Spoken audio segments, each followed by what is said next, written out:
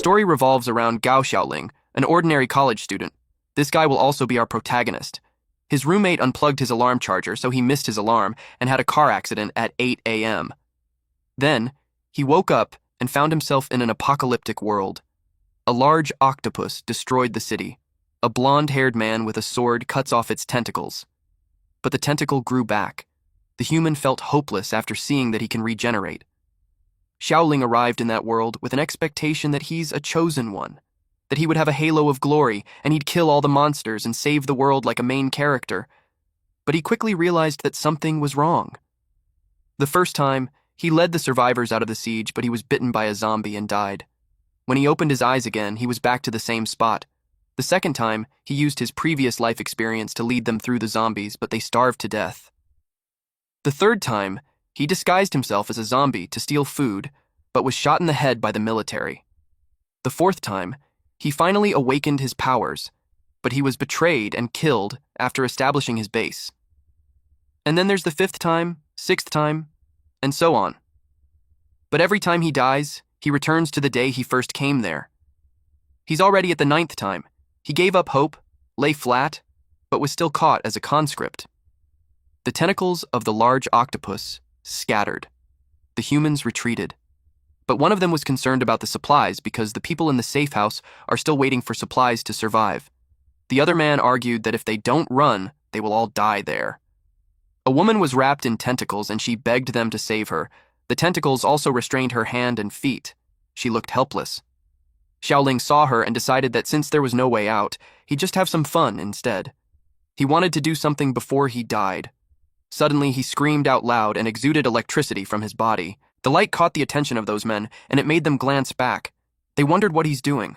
They couldn't believe that he's thinking of fighting. They knew that he's just going to get himself killed. Xiaoling took out his sword and sliced the tentacles. The large octopus shed tears. The woman thanked him for saving her. He dashed forward as he instructed the woman to run away. He set his eyes on the entrance of a store. It was a convenience store. Unexpectedly, our boy ate everything that was in there, and even drank the soda that he missed the most. He left the door of the store open, and the octopus saw him. He was oblivious that it was already behind him. He stated that he could die without regrets now. Then, a few seconds later, his consciousness faded. He opened his eyes, and was surprised to find himself in the store instead of the starting point. He wondered if it meant that he didn't die. Someone answered that he died and was revived. He looked around to see who's talking. The system appeared. He was delighted to see the system. He cried as he hugged it and expressed that he had been waiting for it. He added that he was miserable. The system was in the form of a blue orb and it jumped away from his arms. It told him to calm down and explained that it was late because of a little accident. He asked what happened. The system replied that its roommate stole his charger, so its alarm didn't go off. It sounded familiar, so Xiaoling decided to believe it. He told him that it's okay to be late, but he checked if it had the plugins, golden fingers, and equipment. It replied yes. But it added that according to the procedure, he has to listen while it reads the mission instructions. So Xiaoling was currently in a post-apocalyptic world. The host's mission is to save the world and restore its peace. Only by successfully completing the task can he be resurrected in the real world. Failure will result in complete annihilation. He had a total of 10 chances, and he already wasted 9 of them, so it's his last chance. He was surprised to hear that. The system told him not to worry about the details. Since the time is short, they need to make every minute count. The system transported him as it told him to get ready for the mission. The first mission is to sell snacks within that day to earn 50 crystals. Upon completion, he can get points in exchange for attribute values, space area, and other rewards. He had his snacks laid out on the sidewalk. He grits his teeth, but eventually complained that he had to set up a food stall. His loud voice caught the attention of the zombies. One of those zombies was eating the internal organs from the corpse. He complained about the place because he'll get eaten before he can sell anything. He runs away as the zombie approaches him. He ran as fast as he could. The system asked him what he's running away from. He replied that he wouldn't just wait to get bitten, but he stopped running when he realized that he could just order the system to wipe all of them for him. He ordered the system to kill them all. The system told him that he should call it System 2333. He anticipated. Then he asked 2333 what his superpower was. He was expecting something like the agility of a leopard, the speed of an eagle, or strength of a bear. It showed his status. His strength, speed, and perception all hasn't been rated. His wisdom is 2. His inventory hasn't been opened yet. He has a stall area of 2 square meters. He had no idea what not yet rated meant. Then, of course, he asked about it. System 2333 explained that the value was too low and was not up to the minimum standard score.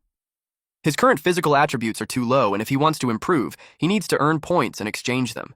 He summed it up to brain power being the only thing he's good at. Their conversation was then interrupted when he was surprised when the zombie attacked him. He went back to running at feel speed while calling the system a liar because it says that he will get superpowers. The system raised its brows while telling him that it was already given to him. The zombies stepped on the goods that he left. The system narrated that once upon a time, there was a street vendor and no one cared about him, and he regretted losing a precious item. Xiaoling asked if it was the old rag. The system got annoyed that he called it that when it was his upgrade tool. Upon hearing that, he changed course and ran towards the zombie. He complained that the system should have informed him earlier. He grabbed a metal bar on the way. He got ready to hit a zombie using that. He smacked one on the side of the neck. He kept going while hitting the zombies. One zombie grabbed him from behind, which made him fall on the ground. Immediately, he rolled towards the rag. The zombies attacked him all at once. They were in a frenzy. He lost hope and thought he's going to die again soon. Even when he saw the food, he had no appetite. He accepted that he's doomed. Unexpectedly, a blinding light appeared. It kept the zombie at bay, and they all turned away from him. He was surprised and puzzled that they were just leaving. It made him wonder on what's going on.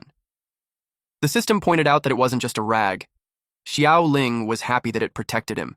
He corrected himself by saying that it wasn't a rag but a silk cloth. He asked if it only works on zombies. He's worried that he might encounter other mutated creatures. The system explained that it can block any form of attack. As long as he is within the range of the stall, the outside world cannot harm him. He couldn't believe it. He merrily spun around while holding the cloth. He started thinking that he was invincible. The system warned him not to get too excited because the shielding function of the stall props can only be used 3 times a day. And if he can't complete the task within the time limit, the function will fail. He was notified that the sun will set in half an hour. After dark, zombie activity will increase significantly. He complained that the place has been swept by the zombies and no one was there, and yet the system wants him to open a stall there. Suddenly, he heard someone say that it was a lucky day. 3 men walked in. One of them stated how he didn't expect there to be an unexpected harvest. He already expected that their boss would be surprised and the boss would reward them.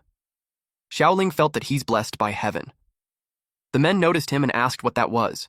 They approached him and asked if it was candy. They couldn't believe that such a thing exists there.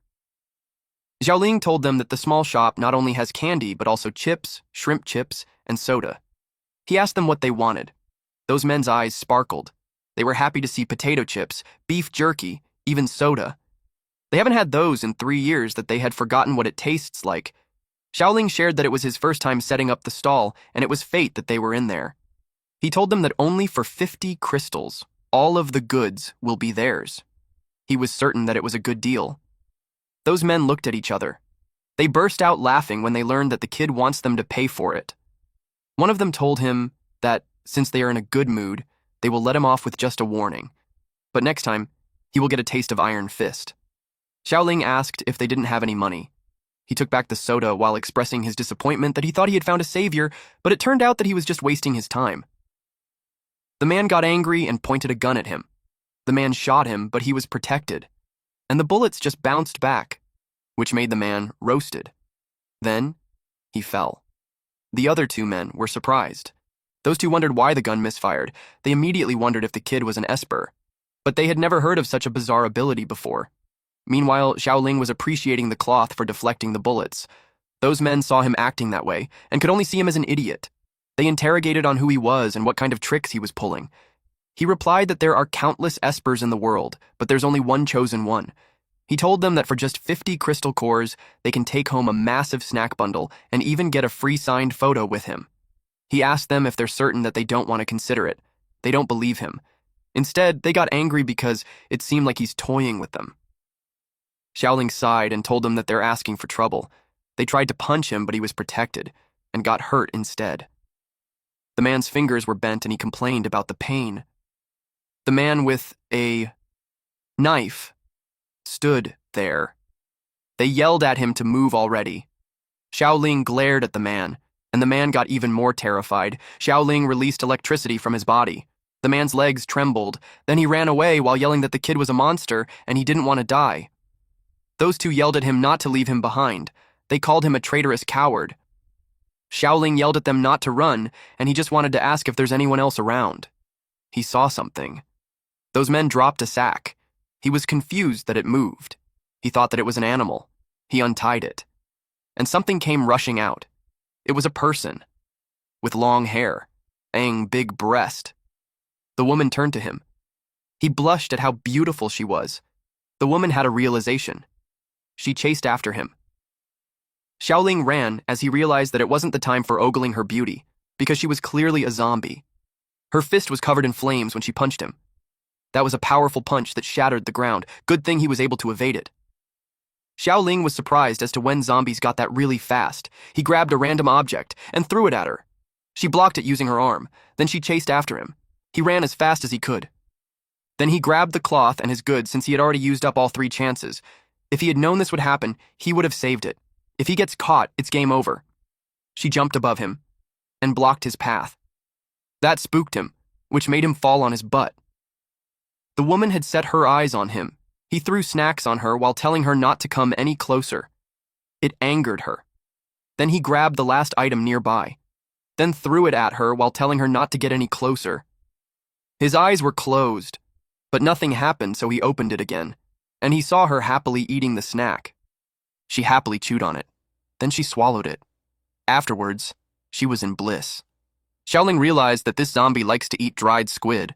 She cautiously approached him, with an expectant expression on her face. The squid was gone now, so he got nervous. He had no idea if she eats anything else. He opened a bag of chips and threw 1 chip into her mouth. She liked it. It was great for him. He continued to place a chip on the ground while moving backwards, until he reached an edge. He almost fell on the river of lava. Our MC then threw the chip there, hoping that the zombie will chase after it. She dove in, and it made him relieved. He gave her snacks so she wouldn't eat him. After that, he saw an item on the ground. It was a high-grade dagger. He saw something surprising. It was the symbol of the Thunder Legion. The Thunder Legion is the most feared bandit organization in the apocalypse. He remembers their boss is a power-type Esper. Every single one of his subordinates is a desperado, relying on their large numbers to burn, kill, and loot, acting recklessly without a care of the military. It made him wonder if those 3 men from earlier were from that organization. It made sense to him now that they were carrying so many magazines. He grabbed the sack and hid it since it might come handy later. But he saw something inside it. It was a pouch full of crystal cores. He didn't expect to complete the task so quickly. System 2333 told him that he found it and couldn't be counted as store sales. He questioned why not when the female zombie ate dried squid and beef jerky and the crystal cores were hers. The system argues that she's a zombie. He argued that it was never stated that the customer had to be human. He accused the system of being narrow-minded. He added that it was already dark and he couldn't find anything else. If he doesn't keep his promise and wants him to be killed, he'll just give up. The system was in a pinch. It was forced to say the spiel of congratulating him for completing the task. With that, he gained experience points. The inventory had been opened, and the stall had been upgraded. His stall was now a cart. It had small equipment, too. He watched it materialize. Then he opened the inventory. There's water, rice, meat, and vegetables. He asked if that is all there is. He asked because had seen other people's storage spaces with all sorts of medicines, weapons, even planes, and cannons. The system clarified that they are a food system, not a warrior system. He commented that they're so stingy. Changing the subject, he asked what he can exchange the experience points for. The system showed him a list of items and their attributes. However, with his current points, his permission is at lowest level, so he can only exchange for some items.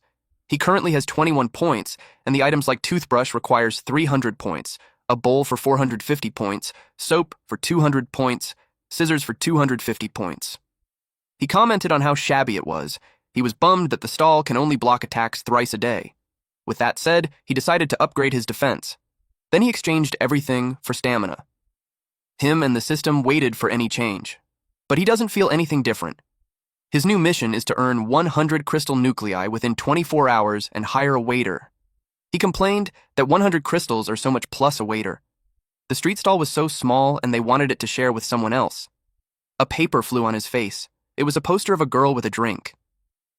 He remembered the milk tea shop on the street next door, and the girl used to come to school to distribute flyers and even asked him to try her drink for free. He wondered if she's alive. He imagined working with such a beautiful woman. That got him motivated and started pushing his cart. He left the cliff. But something came out of it. It was a woman zombie. She looked for him. She looked ahead and searched for tracks. Then she started running in that direction. The next day, Xiaoling arrived at the old milk tea shop. It was run down. He peeked inside and asked if anyone was there. The zombies all turned to him, which made him immediately close the door and apologize for the intrusion. Then he dragged the cart and ran. It was the same zombies who chased him yesterday, which made him complain about how persistent they are. The system corrected him, saying that they came before him and he was the one who ran into them. Those zombies were so eager. One of them jumped as it could reach the cart, but it was blasted away. Xiaoling yelled at them not to waste his defense. The zombie fell face down on the ground and he started running away. This time, he pushed his cart. The zombie rose. It looked creepier with its head upside down, and it crawled towards him upside down. Its belly was upwards. It almost bit his leg. He panicked and moved its leg right on time. He kicked it away, and the zombie crashed on a vending machine. The sound spooked the other zombies, and the vending machine fell on them. Xiaoling couldn't believe that he did that with just one kick to the head. He was amazed that the power boost actually worked. The system congratulated him on his first kill and rewarded him with a newcomer gift package, a disposable raincoat. He was a little disappointed that it was just a piece of plastic cloth. The system told him not to underestimate the raincoat since it was made of high-tech materials and can block all harmful substances. He can even swim in nuclear wastewater while wearing it, but it can only be used once. He couldn't believe that it was that good.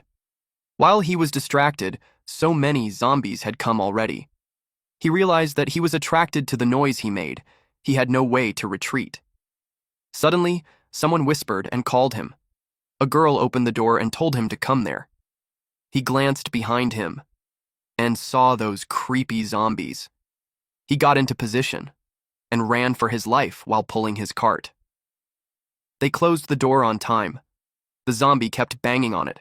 He expressed his gratitude to the woman for saving him on time. When he got a closer look at her, he realized that it was her. She asked him if he knew her. He told her that he's a student from a university, and she used to come to their school to promote milk tea, and even treated him to a drink. He asked if she remembers him. Deep inside, she was thinking that he's not some kind of handsome guy, and since he had ordinary looks, there are plenty like him in the university, so there's no way she could remember him. But she replied that she remembers him. She stated that he's good at basketball and loves peach-flavored pearl milk tea. He replied that he's on the football team and he doesn't even like peaches. She grabbed his arm and told him that it was nice to see him. He got distracted by how soft her boobs are. He asked for her name. She told him that it was Ai Chin, then he told her his name. She called him brother and smiled at him. That caught him off guard. He cried because it was the first time in his life that a girl had called him brother, and a beautiful girl at that. Meanwhile, she couldn't believe that he's crying. Suddenly, they heard the sound of a can. He turned and asked what it was. They got alarmed. He picked up the can to check what it was, and that surprised him. His eyes went to the door inside the room. He was about to grab the handle when Chin yelled that there's a rat. She clings to him, acting scared because of it. She pulled him away from the door, but some eyes peeked through the small crack of the door. Then Chin acted like she's fainting. He panicked on what was happening. She told him that she's hungry because she had been stuck there for 5 days without food. He replied that it was easy to fix. He left her on the ground and told her to wait while he made her something to eat. He checked his stocks while thinking of what he's going to make. He considered noodles or steamed buns, even cola chicken wings. Chin's expression turned serious as she thought about food. She approaches the cart. She saw that there's eggs, flour, and even oil. She wondered where he found such things. She didn't expect him to be such a fat sheep. She already expected to make a fortune off it. He grabbed the egg and it vanished in her hands. She was so confused, so she tried again. The system notified Xiaoling that the ingredients from the snack cart cannot be stolen. Any items taken without the owner's permission will automatically return to their original position. Her confusion made her think that she's hallucinating. She decided to take him down first, and everything in the cart will be hers. But the knife that she took vanished too. She wondered where it went. Xiaoling asked her if she's looking for it. She told him that it was hers and asked how he got it. But just earlier, when she was confused with the eggs, he grabbed it. He told her that cooking requires a knife, but since it was a little shop that just opened, he doesn't have the right tools yet. He decided to borrow her knife for a bit, expecting that she wouldn't mind. She replied that she doesn't. But she wondered how he knew that she had it. It made her think that he's been on guard against her the whole time. Then she tried to explain so he wouldn't misunderstand. She told him that it's hard for a girl to survive in the apocalypse, so the knife was just for self-defense. He replied that he believes her. She told him to return the knife to her once he's done, and he agreed to it. He gave it back while advising her not to use it carelessly since it's sharp. Suddenly, she attacked him using it. She called him foolish and that he deserves to die. To her surprise, the barrier blocked her attack and she dropped the knife. He just told him not to mess with it, but she didn't listen. She was surprised to learn that he's an esper. She claimed that he set her up and he was determined to fight him to death. She charges at him, only leaving smoke behind. She had flames around her body. Xiaoling simply took out a pepper spray. She complained that it burns. Shine rolled on the ground while complaining about her eyes. Xiaoling told her that if she can't handle spicy food, she would have said so since he always makes sure to cater to his customers' tastes. He asked her if she likes barbecue or maybe adding a little mustard on it. She yelled at him to stop. Xiaoling told the people inside that if they don't come out, their comrades are going to be pickled. The door burst open. A girl and a boy came out screaming to let their boss go. Xiaoling was surprised to see the kids. With tears pooling on the side of their eyes, they told their boss that they are going to rescue her. Xiaoling grabbed their hoods to stop them and commented that at such a young age they are already causing trouble and causing harm to others. Qin tries to stand up while telling him not to hurt them and he could just attack her. Since she said that, he threw the kids on her way. They all crashed on the floor. He entered the room and found instant noodles, biscuits, and canned food. He could tell many people before him had fallen for her tricks. She replied that she never failed until then. She asked him how he spotted her. He replied that those people were just too stupid. He explained that she claims that she had been stuck there for days without food, and yet he found a can with leftover soup in it that was opened not long ago. He also noticed the bloodstains on the ground, and yet she doesn't have any wounds on her. Which led him to one answer. Someone must have been injured or killed there. The thought of that gave him chills. At this point, he had them tied up. The boy yelled that those people had seen it coming because if they didn't take advantage of the boss, they wouldn't have fallen for it. The girl agreed and stated that they never tricked good people. Deep inside, Xiaoling got offended that they think of him as a bad guy. Qin stated that in the apocalypse, everyone just wants to survive and they can't be blamed for that. He agreed to that. Then he stated that now she's in his hands, he can do whatever he decides to do, and he can't be blamed. She asked him what he wanted to do. He replied that it had been a long time since he had fresh meat, and it's going to be a day that he'll have one. The children panicked when they thought that he's going to eat them. It was his payback because they questioned his good looks. She told him that if he's going to eat someone, it should be her. She begged him to let the kids go.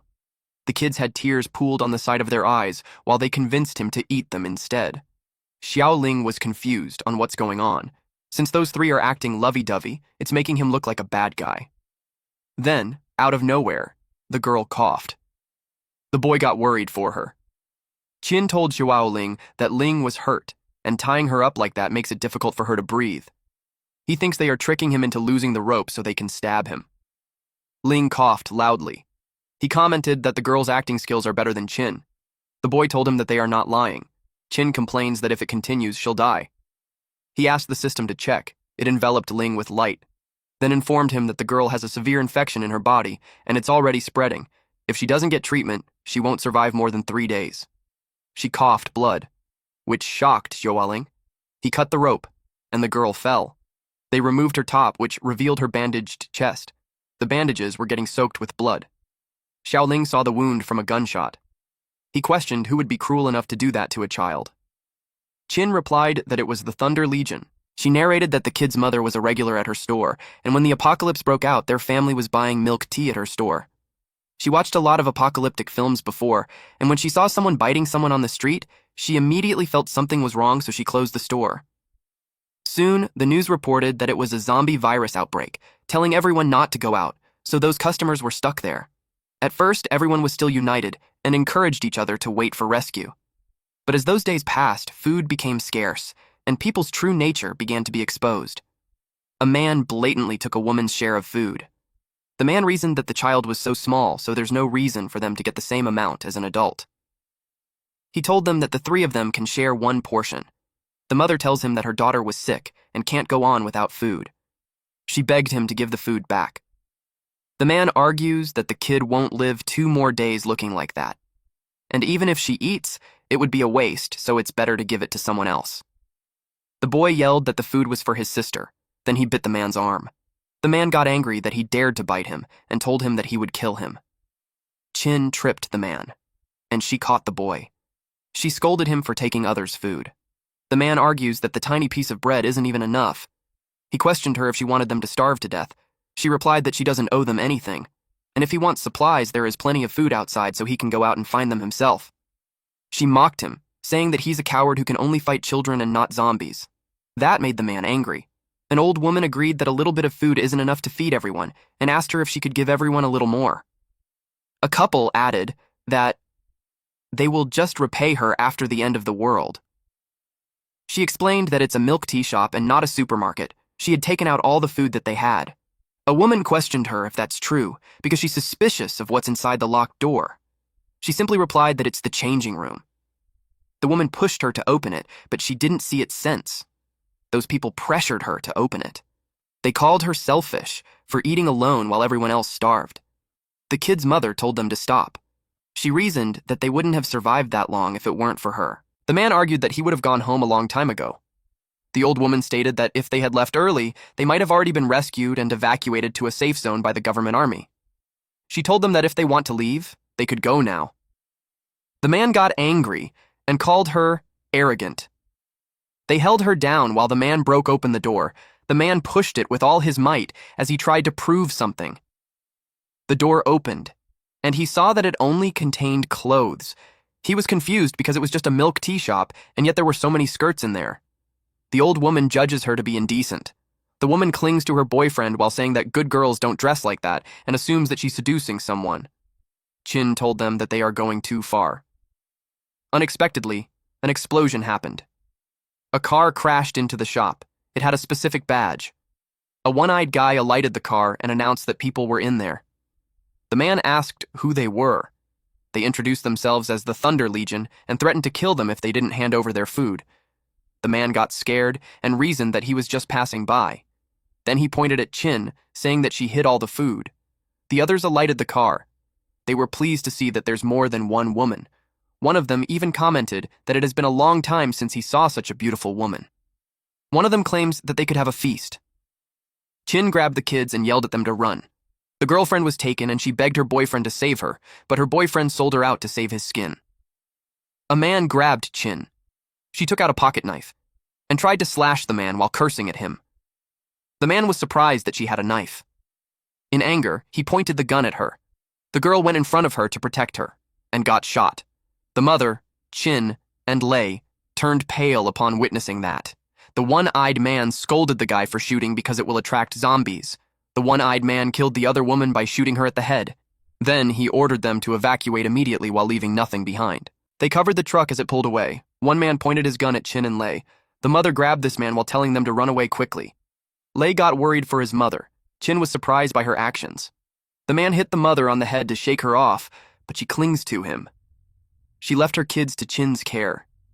Chin grits her teeth and grabs Lei while holding Ling on the other hand. Then she smashed the window.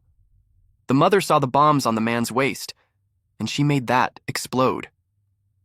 Back to the present time, she told Xiaoling that she promised their mother that they would protect them and to survive. She can only use that method. But Ling's injuries were getting worse day by day. She cried and apologized. She blamed herself. Ling wiped her tears away and told her that she's not in any pain, and if she dies, she'll be with her mother. She told her that she won't die. Lei was scared that he'll be left alone too. The system expressed that their situation is so pitiable. Xiaoling argues that they are pitiable now, but they didn't show any mercy when killing him earlier. But he's aware that in an apocalypse, taking care of 2 children is not only a burden, but also increases a lot of unnecessary trouble and the risk of death.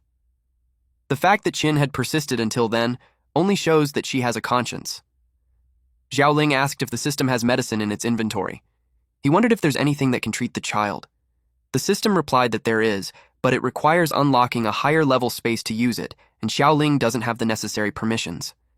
He teased the system, saying that it was just expressing how pitiable those people are, and yet it can't save them. He taunted it to be more flexible. The system knows that he's trying to trick him again in making an exemption to upgrade his permissions. Xiaoling was seen through. He realized that the system was clever. The system told him that flexibility isn't an option, but it could find a way. It stated that the second function of the food stall is that the food made by the stall owner has healing effects. Xiaoling smiled and told him that he should have said that earlier. He asked what other surprises the precious items held. The system clarified that the specific healing effect is related to the stall owner's level. The higher the level, the better the healing effect. With his current level, it will just depend on luck. He had no choice but to give it a try. He wondered what he could make with the limited ingredients. He thought of something. He cracked the egg, kneaded the dough, and seasoned it. Then he turned on the stove. The smell was so great that it made Lei drool. Then he served the food. Qin asked her what he's trying to do. He explained that it's not poisonous. He gave the egg waffle to Ling and shared that it was his favorite food when he was a child. He encouraged her to try it. She smiled and thanked him. It was delicious, fragrant, and sweet, which she liked. But also she felt something. So she tried to stand up. Qin told her she can't do that yet, but she replied that she doesn't feel any pain at all. Qin touched her forehead and confirmed that her fever was gone and the wounds are starting to heal. Lei was glad that his sister wouldn't die. Qin could tell that it was because of the egg waffle. She asked him what he placed inside the egg waffle because she knew that there's no medicine that can reduce fever that quickly. She inquired if it was his special ability. Xiaoling replied that he can't tell her. He also clarified that Ling was only showing initial improvement, and for her complete recovery, she needs to continue eating egg waffles that he made for a long period of time. He told them that for this time, it was free, but the next ones will be charged. Qin told him that it wasn't a problem as long as Ling would be healed. She offered them all of their stocks, but he replied that he had a lot of food, so he doesn't need any of those. He stated that he wants Qin. Lei commented that as expected, he doesn't have any good intentions on Qin. Ling told him that she doesn't want his treatment anymore, as long as he doesn't hurt Qin. Qin watched those 2 brats while wondering what they were thinking about all day. He clarified that he wants her to work for him as an employee at his snack stand. And as an employee benefits, he will provide her food and lodging. They talked among themselves. Lei expressed that even if they don't understand that person's special ability, he's amazing. Qin added that if she follows him, she can eat and drink for free without worrying about food. Ling agreed that it's a good deal. She agreed on the condition that she could take Lei and Ling with her. Xiaoling was starting to regret his decision. Then Qin shoved a contract on him while saying that even if there is an apocalypse, employment conditions still need to be clearly stated, and everything must follow the contract. He read the terms and conditions like 9 to 5 work hours, social insurance, housing fund, double pay on weekends, holiday, overtime pay, perfect attendance bonus, 13th month salary. It annoyed him and sarcastically replied that she might as well get paid for using the restroom. She added that the treatment of child labor needs to be calculated separately. Their conversation got interrupted when they heard someone say that the aroma is coming from them. The window was broken using a chainsaw. Several armed men entered, and the leader stated that just as he expected, someone was there. The man got excited when he saw the egg waffles. He proudly stated that his nose wasn't wrong. Lei protected his sister and yelled that it belonged to his sister. Xiaoling also stepped in. The man got alarmed and assumed that he wanted to fight, but Xiaoling was friendly with them, and as the owner of the snack stand, he told them that he will make one for them if they want to eat. The guy told his boss that he wants to eat. The boss thought about it. He asked how much the egg waffles cost. With their demeanor, Xiaoling could tell that they have quite a background, and they must have a lot of crystal cores too. He decided to take the opportunity to complete the task in one go. He gave them the menu. The man was surprised that an egg waffle costs 10 crystal cores. It was so expensive that it made him question if it was made of gold. Xiaoling explained that the apocalypse isn't easy, and every grain of rice and flour were earned with lives, so with his pricing, it was already cheap. The boss replied that they could start with that. They threatened him that if it didn't taste good, they would smash both him and the cart. Xiaoling replied that whether it's good or not wasn't up to them. It angered them. Qin grabbed the arm of the boss and explained that the owner doesn't know how to talk like a gentleman, so she requested them not to be angry with him. The boss blushed when he saw her. His nose released smoke. He's comparable to a malfunctioning robot when he was flustered. But Qin continued to tease him by touching his chest muscles and saying that it was big. His subordinates could tell that his old problem is showing up again. They knew that as soon as he sees a beautiful woman, his brain stops working and he stutters. Qin invited them inside since it will take a while to make the egg waffles. Then she blinked at Xiaoling. Xiaoling told himself that hiring her was the right choice. He stood behind the counter and started making the egg waffles. Everyone smelled it and was already pleased with it. It turned out nice and hot. They started eating. Xiaoling and Qin anticipated their reaction. The boss blushed as he expressed that it was delicious. His men commented that it was the taste of childhood. It felt nostalgic. The boss gave him a pouch of bag while commending his skills. Then he asked him what else he had besides egg waffles. He confidently replied that there's a lot more, like fried chicken, grilled skewers, and spicy hot pot, plush, teppanyaki squid, and large sausages. Just the mention of those foods made some of them drool. Then he added pancakes, fried dough sticks, tofu pudding, Coca-Cola, beet, and sour plum soup. The mention of those made the kids hungry. The boss told him to stop talking and he'd take 10 of each. But he expressed that he only has flour and eggs, and to make those foods, he needs a lot of ingredients which are hard to find. The boss replied that it's simple, and whatever ingredients he needs, he can get them for him. Xiao Ling had observed his confidence.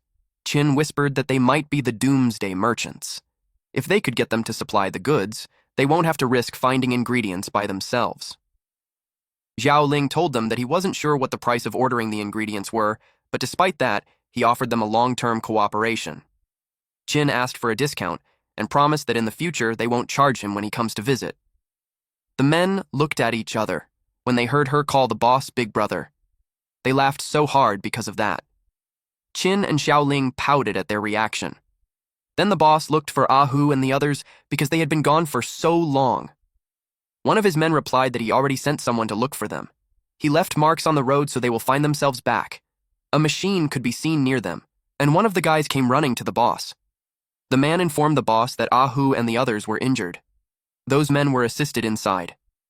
Xiaoling recognized them. The boss asked them who did that to them. They replied that they didn't know. One of them described that it was a kid selling snacks at a stall and said that he was the chosen one. The boss replied that it was nonsense because there was no such thing in that world. One of them added that if there would be one, it should be their boss. The man explained that at first they didn't believe it, but the kid was very strange, and all their attacks were reflected back. He added that the kid blasted Ahu into his current state. Upon hearing that, the boss asked if it was a superhuman. One of the guys replied that he had never heard of such an ability. Qin found it strange too, but she remembered that she experienced it too. She glanced at Xiaoling. He was already sneaking out. Qin was right. It was him. The boss uttered that no matter who he is, anyone who dares to mess with his people will die. They were all shocked. Qin asked him if he's Lei Hong, the leader of the Thunder Legion. His men replied yes, and seeing their reaction, they can conclude that they are quite famous. Hong told them that for the sake of the egg waffles, they can come to him when they encounter any trouble in the future.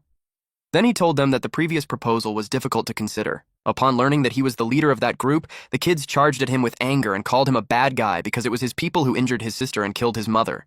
He grabbed them on their clothing and asked them who their mother was. One of the men replied that they must be mistaken because even if they are bandits, they never harm women and children. But Qin doesn't believe them, and she charges at Hong while telling him to let the kids go. The kids were thrown in the air as he bends backwards to avoid her kick. Lei crashed on the ground and Ling landed on his back. Qin continued to attack, but he skillfully evades her. He kicked him some more. Hong's men just watched with amusement. They acknowledge that she has skills, but the boss has that problem of getting shy when he touches a woman. He can't bring himself to fight her. He noticed that his subordinates just watched him struggle and didn't even help him. They even told him to face his psychological issue on his own to overcome it. He ducked to evade another kick. Meanwhile, something on the ceiling watched them. Its tentacles started to come out. Xiaoling was entertained with the showdown, but he realized that instead of worrying about others, he counted how many times he used the protection. He used it twice, so he only had one chance left. To avoid accidental injury, he decided to return to a safe area. The guys saw him and identified him as the chosen one. The boss turned his attention towards him. He grabbed Qin's leg and threw her away. Then he made his way towards Xiaoling. One of his subordinates restrained Qin. Hong was infuriated that he hit his brothers and took his crystal cores. He mentioned that he hadn't played that game in a long time. Xiaoling tried to explain that it was a misunderstanding. Hu and the rest told the boss not to listen to him. They stated that the kid was just pretending to be weak to catch the strong, and they had underestimated him because of that. Lei yelled that Big Brother is not weak. In fact, he's amazing. Ling added that he is 100 times better than the boss. Qin added that the owner is a real man, unlike some people who were only good for show and can't even beat a woman. Hong got angrier. Xiaoling was panicking at this point. He yelled at them to stop talking. Hong challenged him to show what he can do. He punched the ground, and it shattered. Debris flew everywhere. This right here is the strength of the leader of Thunder Legion. Hong exudes powerful energy. He looks so strong. Qin couldn't believe that the hard concrete floor was shattered in just one punch. The kid started to get scared of him. One of the subordinates uttered that superhuman powers are already monstrous, but their boss is one of the best. Xiaoling knew that if that punch landed, even if it was just a graze, his bones would probably shatter. The boss tried to punch him again. He asked him what he was staring at when he was arrogant just a minute ago. He taunted him to show what he got. He was quite offended being called weaker than a woman. Xiaoling blocked his fist using his forearms. He was blasted on the other side of the room, and the collision on the wall made him cough blood. Hong noticed how he took a punch from him and didn't turn into mush, which could mean that he isn't an ordinary person. But he told him that he's still far from being his match. The kids got worried for him. They knew that he couldn't hold on. They became sad that they won't be able to eat egg waffles anymore. Qin replied that if the owner dies, everything in the cart will be theirs. Xiaoling was shocked with their thoughts. He called them the real bandits. Hong pointed out how Xiaoling's own people had given up on him, and it doesn't seem fitting for a chosen one. He called him a lunatic for reading too many novels. Xiaoling got blasted away again. He was in pain, his torso was already bleeding. He knew that simply dodging isn't a solution. Facing him head-on, even with increased strength, wouldn't do much damage as well. He started to think that there's no chance of winning, but he thought of the cart. He planned to use its shield, and when Hong attacked him with great force, it would reflect it back to him. He only had one chance. He ran towards the cart. Hong thought he was running away and urged him to face his death like a man. He got close to him and slid between his legs while grabbing his pants down. Hong blushed. Everyone else was dumbfounded. The subordinates held back their laughter. Xiaoling was glad that it was a success. Hong's anger heightened. He was ready to kill him. Lei saw the knife on the man's back. He moved fast and hit the man on the balls, causing the man to drop Qin. Then, Lei grabbed the knife. He planned to kill them to avenge his mother. Ling and Qing got worried for him. The man was about to fire his gun. He told the boss to watch out. Xiaoling called him a bastard and reminded them that they said they wouldn't hit women and children. He grabbed the edge of the cart and pushed it. Lei saw the cart coming towards him. It deflected the bullet. Meanwhile, he's left on the ground, while Hong was already at an arm's length ready to kill him. Xiaoling was thinking that he finally had the chance to be a main character, but it just got ruined. In his head, he complained that bratty kids are the worst. He braced himself for the punch. Then a large explosion followed. Unexpectedly, a woman appeared. It was the zombie girl from earlier. The zombie girl jumped inside, and she dashes forward. She stepped at Hong and glared at him. Hong saw her breasts and blushed. He was caught off guard with the woman. Xiaoling remembers her. She punched Hong at the torso and blasted him away to the other side of the room. It was such a powerful punch that it caused an explosion. Black smoke and debris covered the area. The subordinates were surprised that their boss was knocked down. They questioned where the woman came from. One of the guys from before yelled that she's a zombie and they had caught her before. They grabbed their weapons and fired at her. They were careful not to get bitten by her. She skillfully jumped around to evade the bullets. They saw that she's not an ordinary zombie. One of them realized that it was a mutant. She landed on the roof of the cart. A muscular man charged at her with a large weapon similar to an axe. Xiaoling told them they could fight, but they had to leave his cart alone. He shoved it so that it wouldn't get caught up in the fire. The man that he roasted earlier got angry. He targeted her with a bazooka gun. Xiaoling yelled, "No," loudly, but he fired at her while she's on the roof of the cart. She saw the grenade coming. It made her leapt out of the cart. Then she grabbed the cart and pulled it. Xiaoling praised her for that. The grenade exploded on a vacant spot. Meanwhile, Hong was angered that he was ambushed. He planned to defeat her even if she was a woman. But to his surprise, a plank fell on his head. The subordinates who witnessed it were dumbfounded. Hong asked his subordinate where he was aiming. The man explained that he didn't mean to do that. He blamed the people for being too cunning. Hong ordered them to attack. One of them fired at Xiaoling. The others fired at the woman crossing between the gunshot. Xiaoling pulled his cart while running away. He's worried that it might be damaged. While Qin grabbed the kids and ran with him. She couldn't believe that he's still worried about the broken cart. He agreed that they run while the zombie handles them, otherwise they would get shot. Lei expressed that it's best for the bastards to get eaten by the zombie. The zombie woman glanced behind her. She saw them running away, and this zombie waifu got mad. She grabbed a pole, and she took a piece of the metal tube. She threw it in the air, and the man who was firing got hit. The trajectory of the machine gun changed. Xiaoling, Qin, and the kids hid behind the cart, while Hong's men ran away because they would get shot too. They yelled for someone to stop the machine gun because dying at the hands of their own people sucks. Eventually, the machine gun ran out of ammo. They were relieved that it finally stopped. Hong's subordinates looked for the female zombie. Xiaoling and the rest peeked from the cart too, and saw that there's no movement. So, Xiaoling told them that it was their chance to run. He didn't notice that the zombie woman appeared upside down on his side. She opened her mouth. Then she saw Xiaoling and the rest running away.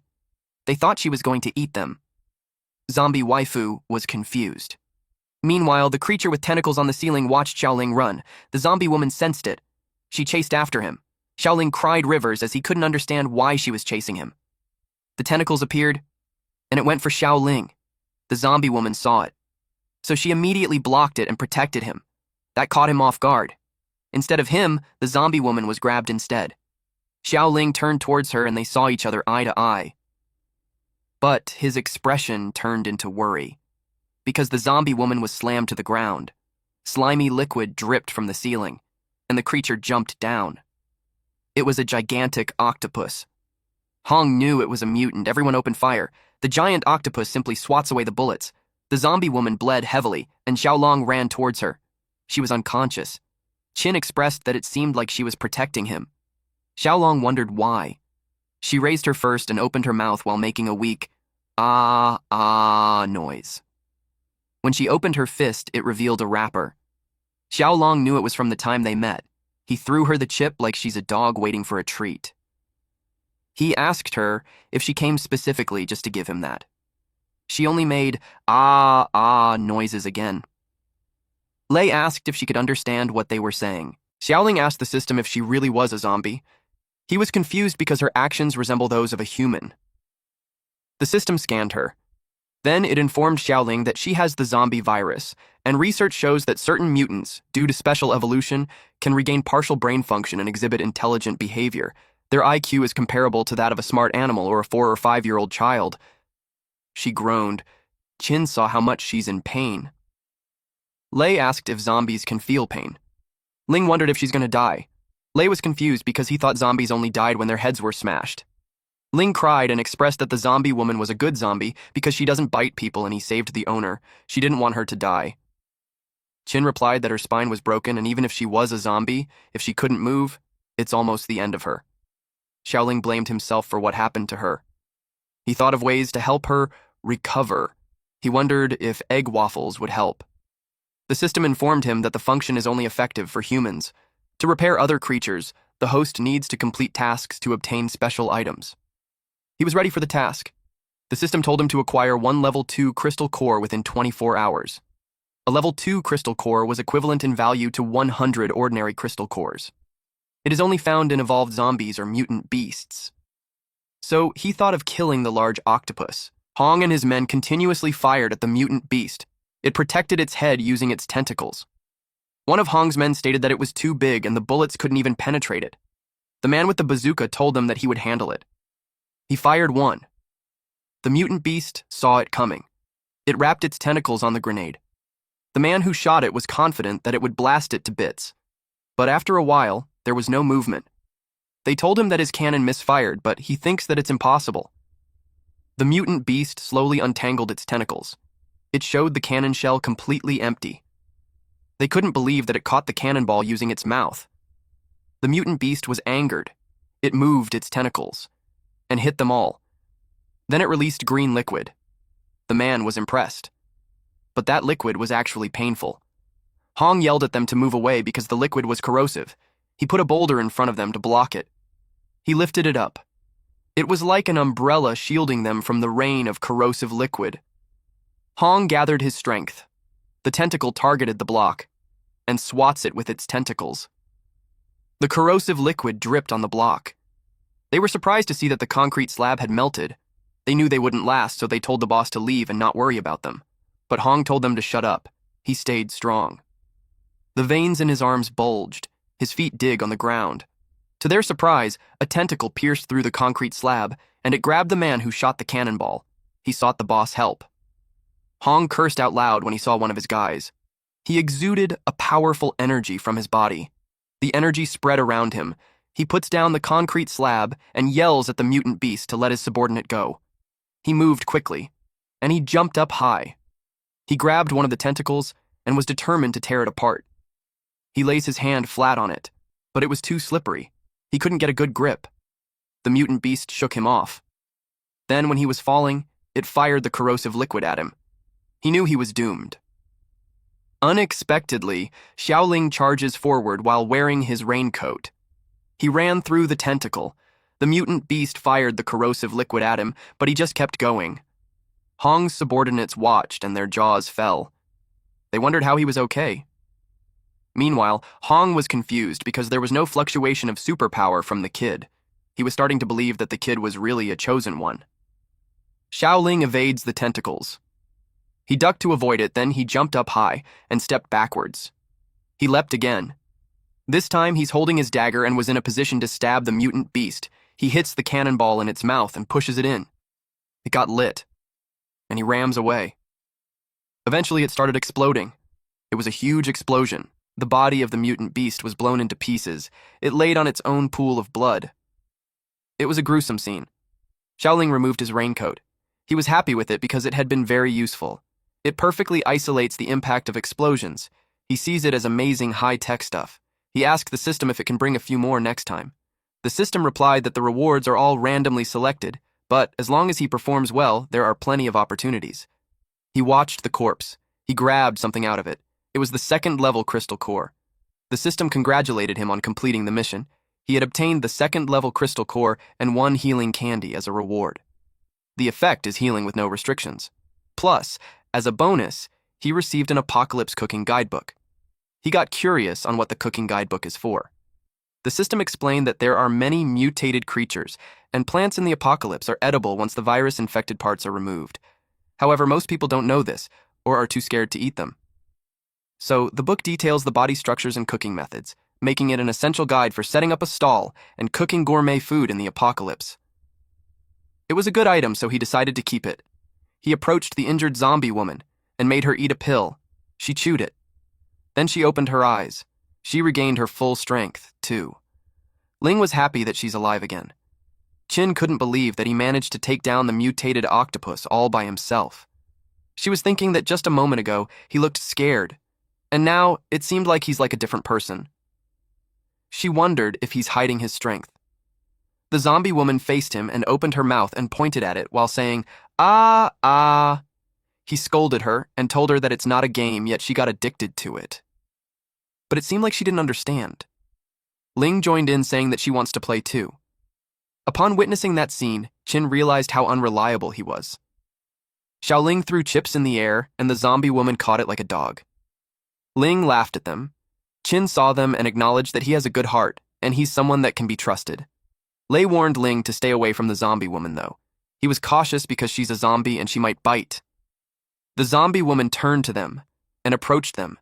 She crouched so she could see them eye to eye. Her eyes sparkled.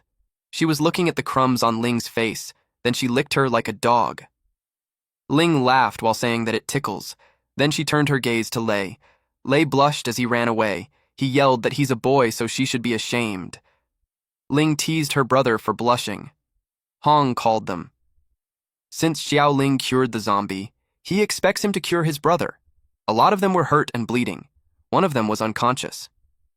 Xiaoling inspected one of them and stated that it was very serious, since the skin had completely rotted. The bones and the organs had been visible. It looked gruesome. Hong replied that he could see it. He urged Xiaoling to hurry and heal it. Xiaoling glared at him and asked if he's ordering him. Then he stated that it hurt him so much when he hit him earlier, so there was no reason for him to help him. Hong told him that he could name the number of crystal cores that he wants. Xiaoling replied that he won't hold back. He was surprised when a hand tapped his shoulder. Qin pushed him away and yelled at Hong that he wouldn't treat them. The children appeared from behind her and yelled that they were thieves and murderers. Hong insisted that even if they are thieves, they have principles, and they don't kill those who can't fight back. He stated that if their mom was killed by one of his men, then it means that their mother hasn't been a good person. Of course, the children refused to believe that. They argued that they are the real bad guys. Qin told Hong not to argue. She knew that he's only saying that for his men to be healed and afterwards they would kill them. She refused to be fooled. Xiaoling stated that he's telling the truth. Qin and the children couldn't believe it. Their expression is a mix of surprise and disappointment. Xiaoling picked up something and asked Lei if it was his. Lei replied yes and explained that it was the symbol of that group. He always carried it with him to remind himself not to forget what they look like. The man with the eye patch lives on his memories. Xiaoling showed him the dagger he picked up from their group. He compared the badge and stated that although the patterns above are very similar, but the lightning at the center was placed in an opposite direction. Qin looked at it closely and saw that the design is quite different. Lei could tell that the other one was clearly more designed while the other one looked like a child's doodle. Upon hearing that, Hong felt embarrassed. He got defensive that it wasn't a doodle, it's a rugged and bold style. Xiaoling explained that he encountered many groups before that robbed under someone else's banner, creating animosity for the real ones. He told Lei that the group they encountered must have been fake. Qin and the kids were surprised to hear that. Hong realized that it must be the reason why a few groups attacked them out of nowhere, as if they had a deep-seated grudge. He was triggered that someone had been messing with them. Lei was angry that those liars weren't the Thunder Corps at all. Ling asked who they're supposed to seek revenge on now. Qin told them that revenge is not something children should worry about. More than anything, their mother would want them to live well. The kids seemed confused. Hong was angry since those bastards had tarnished his reputation. He vowed that if he ever meets them, he'll tear them into pieces. The masked man coughed blood. Hong was alarmed to see his brother like that. Since things had been cleared up, he asked if Xiaoling could proceed in treating his brothers. He knew that if they delay any further, they will die. Xiaoling told him that it would be 10 crystal cores per person. It wasn't a problem for him.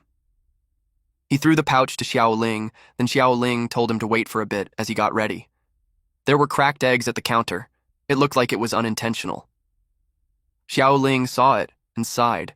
He remembered that it cracked earlier when he hid behind the cart during the firing. He told Hong that he had an incident and he'll just return the crystal cores to him. Naturally, Hong would get mad. Xiaoling took back what he said and explained that he was just trying to lighten the mood a bit. He could only cry after learning that he doesn't have any eggs to make an egg waffle. He realized that being a good person comes with consequences. He decided to check the cooking guidebook. His eyes sparkled because he found the right recipe. He was so happy. He thought about what he could make with flour, oil, and some seasonings. He had a light bulb moment. He took a portion of the mutant beast's body.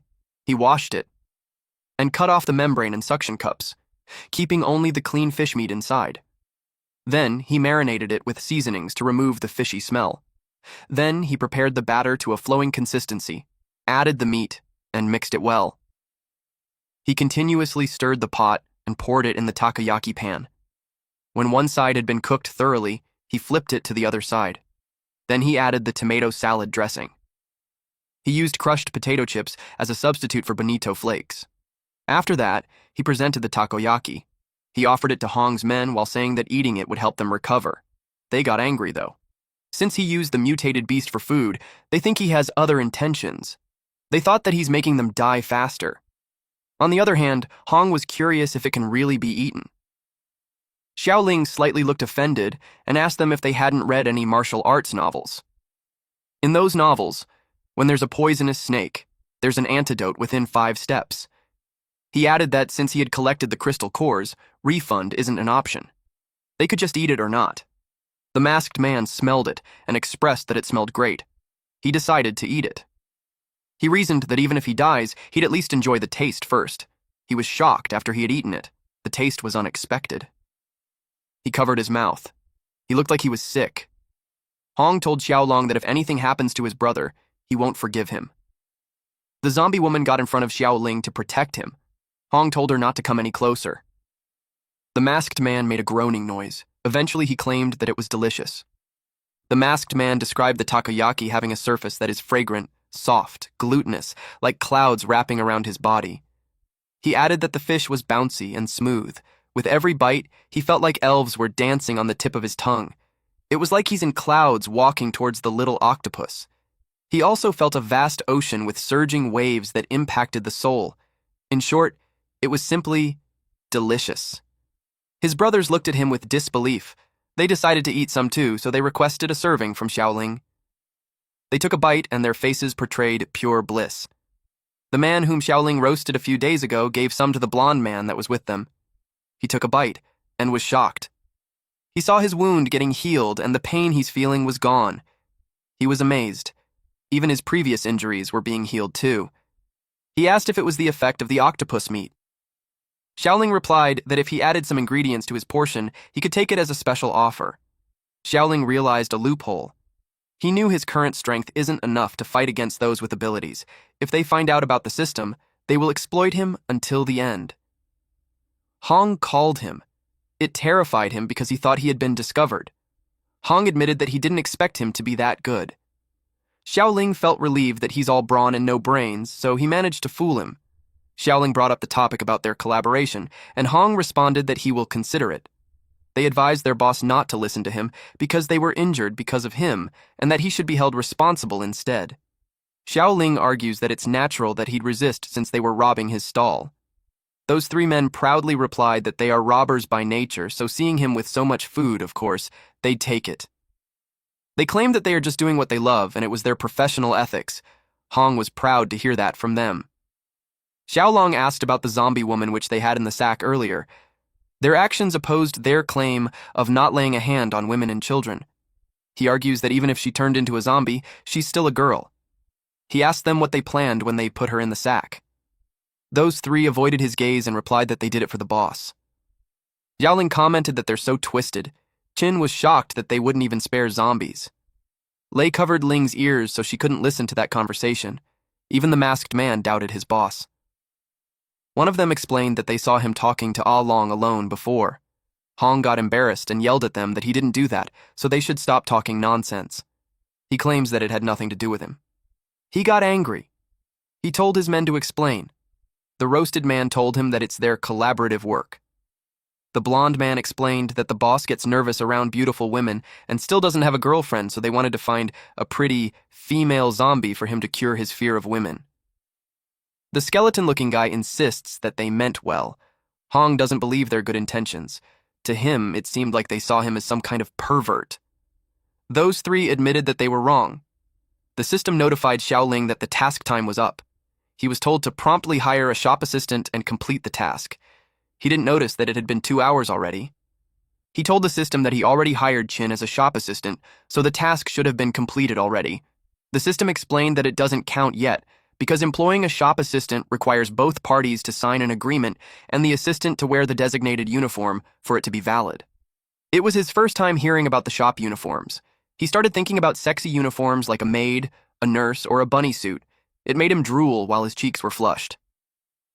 The system looks at him with judgment as it clarified that they are a legitimate system and they wouldn't issue such clothes. He got the uniform, and it was obvious how disappointed he was. He complained that it was such a plain style. Xiaoling told Qin that as a shop assistant, she needs to dress cleanly, neatly, and distinctly so that the customers can recognize her at a glance. Therefore, he's requiring her to wear a uniform. Lei wondered if even the kids had to wear them. Qin commented that it was such a hassle. Xiaoling reasoned that their clothes were dirty so they could change to that instead. Qin started undressing. Xiaoling panicked and yelled at her to go inside and change because there were so many people there. But those people liked it, so they suggested that they shouldn't pay attention to small details. Qin expressed that the clothing was too tight and her chest couldn't fit in it. She asked for a bigger size. Hong heard her and blushed. Then he fainted. Xiaoling tries to cover Qin while yelling at those men to be more sensible by closing their eyes. Unexpectedly, an egg thing fell on his head. It surprised him. Once he had it in his hands, he inspected it. He realized what it was. He saw Qin's body, and it was a muscular male body, and what he's holding was breast padding. Qin showed his body with a smug expression on his face. Xiaoling was spooked. He was surprised to learn that he was a man. Qin replied that he never said that he was a woman. Xiaoling inquired why he's dressed like that. It could make the people misunderstand. Hong's men realized that it was to pretend to be weak and lure enemies. One of them thought that it was really clever. He replied that it was just personal preference. Ling shared that he had many pretty dresses, but unfortunately, he couldn't bring them out. Lei supported that it's called cross-dressing. Xiaoling cried for his shattered imagination of office romance and uniform seduction. By his statement, Qin had proved that he was right. He was a pervert. The system informed Xiaoling that the countdown started. He was asked to complete the task as soon as possible. He was asked if he's certain of the target. He knew he didn't have much choice. He read the contract.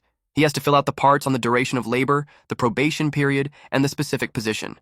It stated on Article 4 that Party A shall establish working hours, rest, and leave systems in accordance with the law.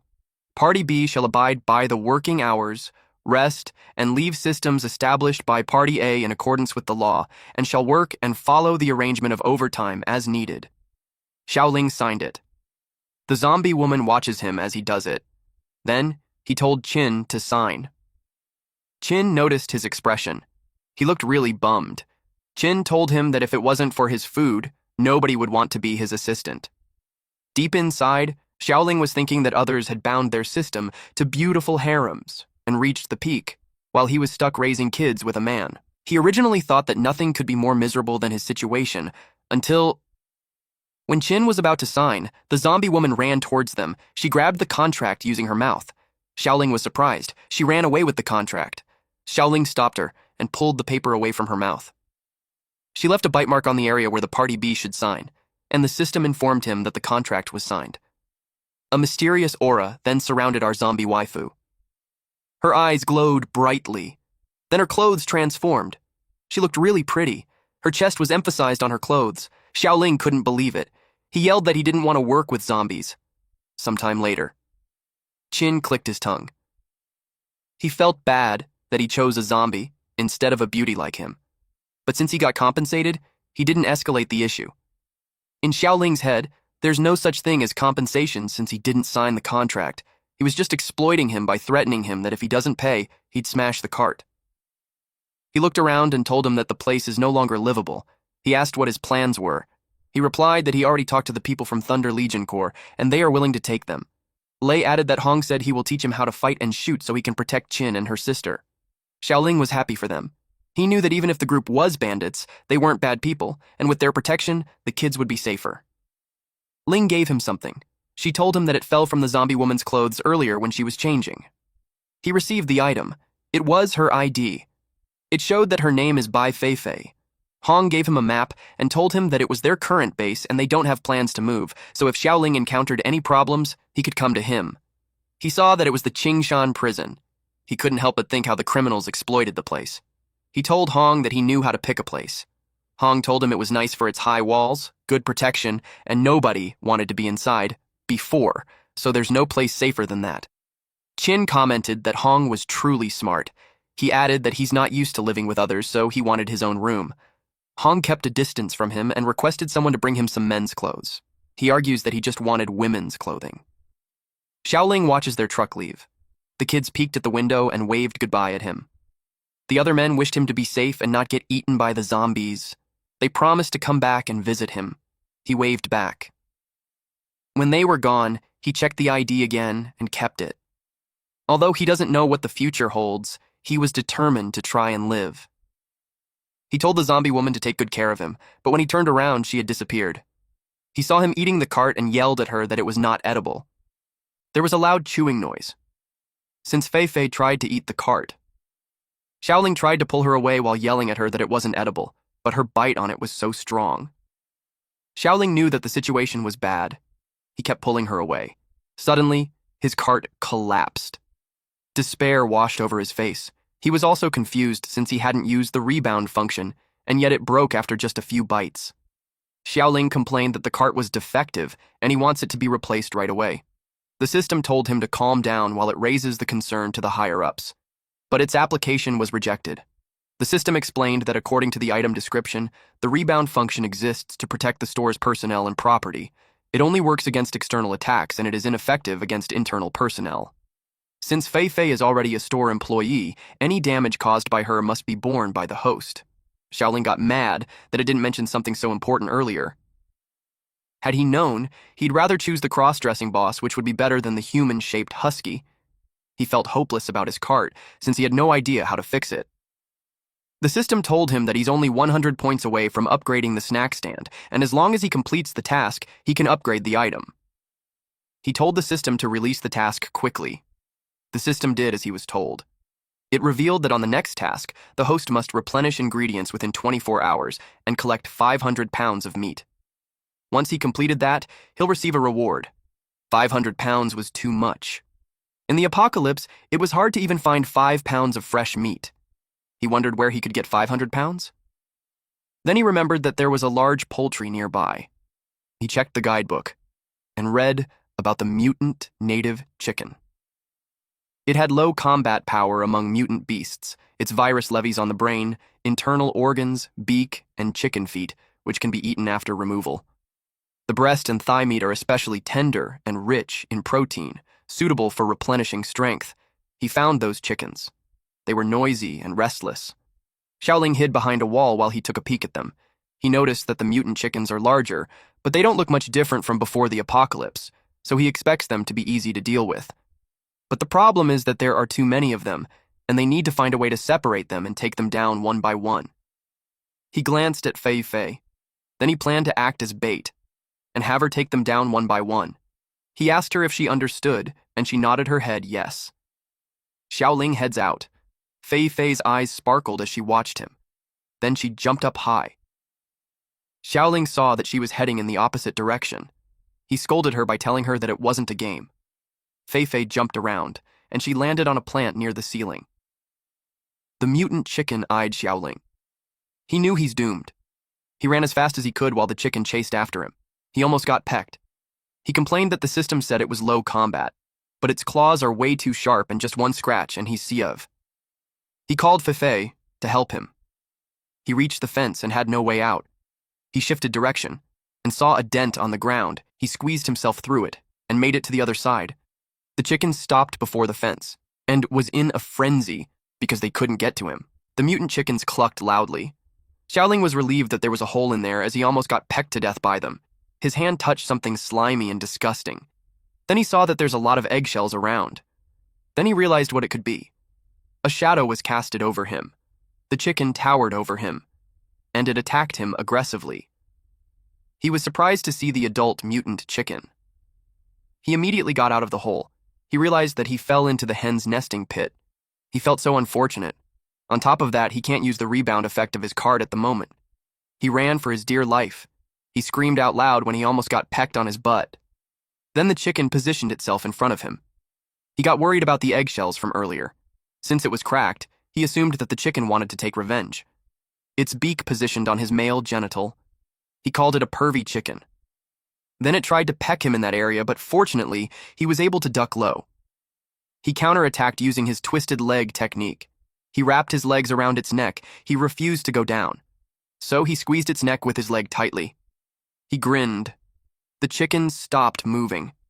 And when it opened its eyes, it looked furious. Xiaoling was surprised that it wasn't dead yet. It threw him in the air. Its neck was twisted, and he landed on its back.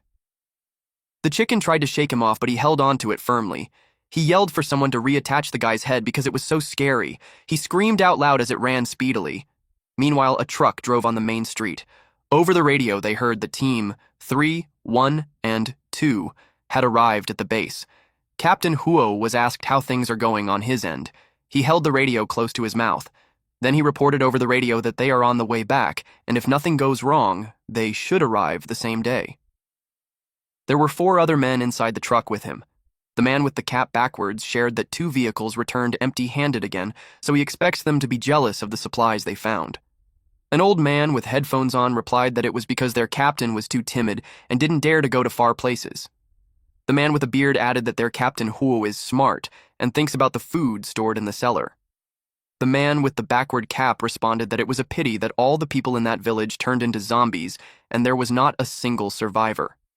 In any case, since they have safely returned, it was worth celebrating. A wooden plank fell on their path. The truck stopped. Captain Huo asked about the situation. They got out of the truck to check. While this happened to them, Xiaoling screamed for help as he rode the mutant chicken's back. The wheel had no air. A middle-aged guy with a cigarette in his mouth told the others that the wheel was flat. A young man who wore his cap backwards told the captain that he's too tense. They had traveled that road so many times, and if there were any zombies, they would have encountered it already. A handsome man replied that it's better safe than sorry because the number of mutant species was increasing, especially in such open areas. He told them to stay vigilant all the time. The captain called Guo Ming and Gu Zhen to change the tire quickly while the rest stood guard with him. They all obeyed him. They stood on guard around the truck. While 2 men changed the wheel, a pink-haired guy with an eye mask questioned how there could be zombies on that road. The man with the baseball cap replied that it was his point earlier, and even if they encountered one, he believes that he could take them in one shot. They got bonked on the head. This was done by their driver, the man with a cigarette in his mouth. He scolded them for talking nonsense and told them that they had only been on a few missions, and now they think zombies are easy to deal with. The man with the eye patch apologized to him and admitted that they were wrong. The man with a baseball cap explained that they were all new, so they didn't know anything. He asked for his guidance in the future. This middle-aged man named Uncle Joe was touched, and he thinks they are clever, so he was willing to teach them. He informed them that among all the external teams, their 3rd team has the highest success rate and the least casualties every time they go on a mission. He asked them if they knew the reason why. He revealed that it's because Captain Huo has a lot of experience and was cautious. He told them that hot-headed people like them are the most likely to become cannon fodder. Under someone else's command, they would have died several times already. He added that being assigned to their team was a blessing from their ancestors. The man with the baseball cap realized how amazing Captain Huo was. The man with the eye mask knew they were so lucky, and he looked forward to learning a lot in the future. The man with the baseball cap informed them that he needed to relieve himself. Uncle Joe kicked him on the leg and told him to hurry up. There was a movement on the grass. Captain Huo sensed it. He asked them if they heard that sound, but the men shook their heads. He cautiously approached the grass. Meanwhile, the man with the baseball cap happily relieves himself. Little did he know that a monster with 4 eyes and a serpent-like tongue was nearby. He looked around when he heard the sound. When he saw nothing, he forgot about it. He was oblivious that a serpent-like monster was about to attack him from the tree. It eventually caught his attention. It opened its mouth wide opened, and he fell on his butt. Suddenly, it was hit. So it scurried away. The shot was fired by Captain Huo. He told them that there are mutated creatures, so they must get back to the car quickly. He asked the others if the tire had been replaced. Zhou replied yes. He couldn't believe that there's a mutated snake in the area. Those creatures don't make any sound, so they were difficult to detect. The man with the baseball cap apologized to the captain for being careless. The captain told them that the shot didn't cause much damage to it and it will be back soon. He ordered the car to start quickly. They all went inside the car. They drove away. The mutant snake appeared again, and it chased after them. It slithered underneath the truck, and when it rose, it threw the truck in the air, then it positioned itself, and wrapped its body around the truck. The back of the truck shook. Captain Huo realized that he wanted to crash the truck, so he ordered everyone to get out quickly. But the door was stuck and won't open. They asked the captain what to do. He covers for them while they break the glass. The driver told the captain that the fuel tank was leaking, and if he shot, they would explode. The man with an eye mask got worried that they'll die there. Unexpectedly, they saw a silhouette. They saw it. It flew in the sky. The man with the eye mask cried as he expressed that he's really going to die because he's seeing angels now. Joe told him that it was a chicken. Its looks were questionable, though. Then Captain Huo told them no, because he saw a person. They were surprised to see that someone was riding on a mutated chicken. Meanwhile, Xiaoling cries while asking how to make it stop. They all wondered who he was for being able to control mutated creatures. They thought that he must be an esper, but the captain doesn't see it that way, because he could tell that it was the guy who was being controlled. The mutant snake saw them. The mutant chicken saw the mutant snake too, and it stopped on its track. It turned to the passenger on its back. It was about to grab Xiaoling. Xiaoling argued that he just sat on its egg accidentally, so he suggested that the chicken should just let it go. He threatened that he could kill a chicken using his bare hands. He clung to its neck and was ready to show off his butchering skills.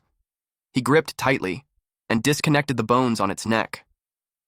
Concurrently, the mutant snake attacked. It grabbed the chicken, and the chicken bled. Xiaoling was still holding on to the back of the chicken. He was relieved that his battle with the chicken was over. Then he got confused on why he's still in the air. He thought he was stuck on a utility pole. He jumped down and slid on the pole. But he noticed the sensation of the pole. Then the pole moved. When he looked up, he saw the mutant snake carrying the mutant chicken in its mouth. He turned pale when he saw it. He asked what it was. When he realized that it was a mutated snake, he immediately jumped away. The mutant snake swallowed the mutant chicken whole. The whole chicken's form could be seen on the mutant snake's esophagus, and it made its belly swell. Xiaoling slowly moved away from it, but it was already looking at him. He told it not to eat him since it just had a chicken and should still be full. The mutant snake moved closer to him. He stood there frozen, and when it opened its mouth widely, he ran as fast as he could. He started questioning his fate. Since it chased after him, the mutant snake unwrapped its body on the car, and the car landed safely on the ground. Those passengers felt blessed, and the driver told them that the car can still start. They got ready to get away, but Captain Huo told them no. They argued that if they don't leave at once, the snake might come back and the car won't withstand a second attack. They added that they are carrying a lot of supplies, and if they lose it, they will face military discipline. The captain replied that the person delivered the mutated snake for them, and if they left him and escaped, their integrity as a military was at stake. They had nothing to say to that. The military officers agreed. They knew that supplies aren't as important as lives, and if they lose it, they could still find some more. One of them added that even if they are new recruits, they have received professional training for so long so they won't run away from the battle.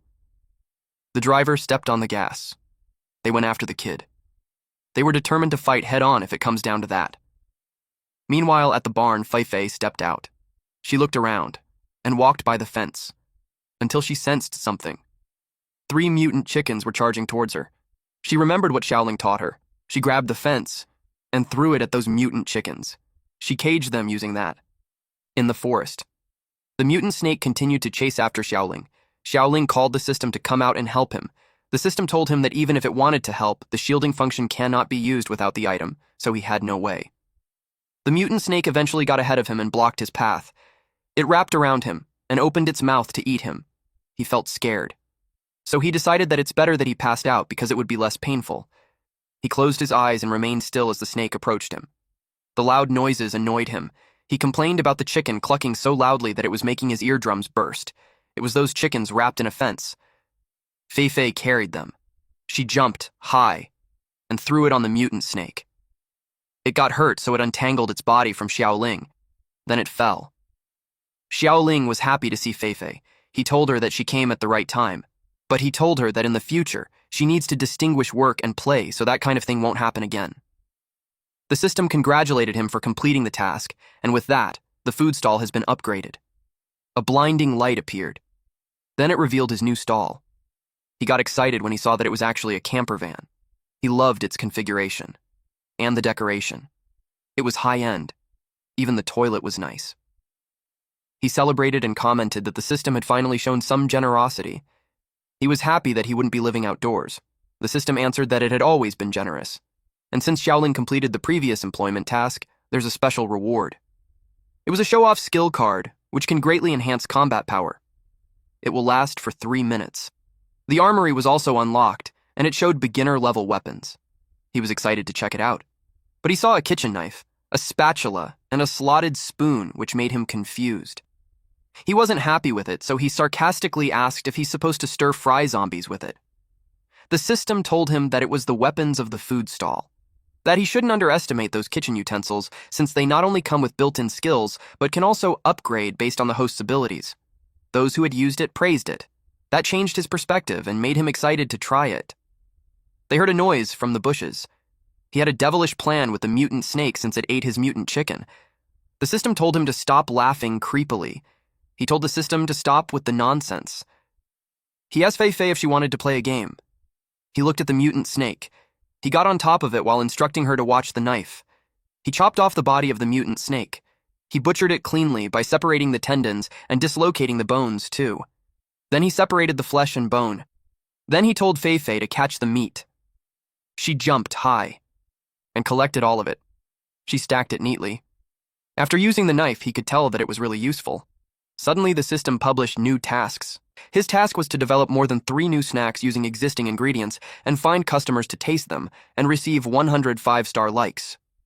This time, there was no time limit for the task, but if there are any negative reviews, all the host's points will be reset to 0. He didn't like that since all his days of hard work will be for nothing. He added that everyone's tastes are different, and even if he were the reincarnation of the Little Master, it would be impossible to satisfy everyone.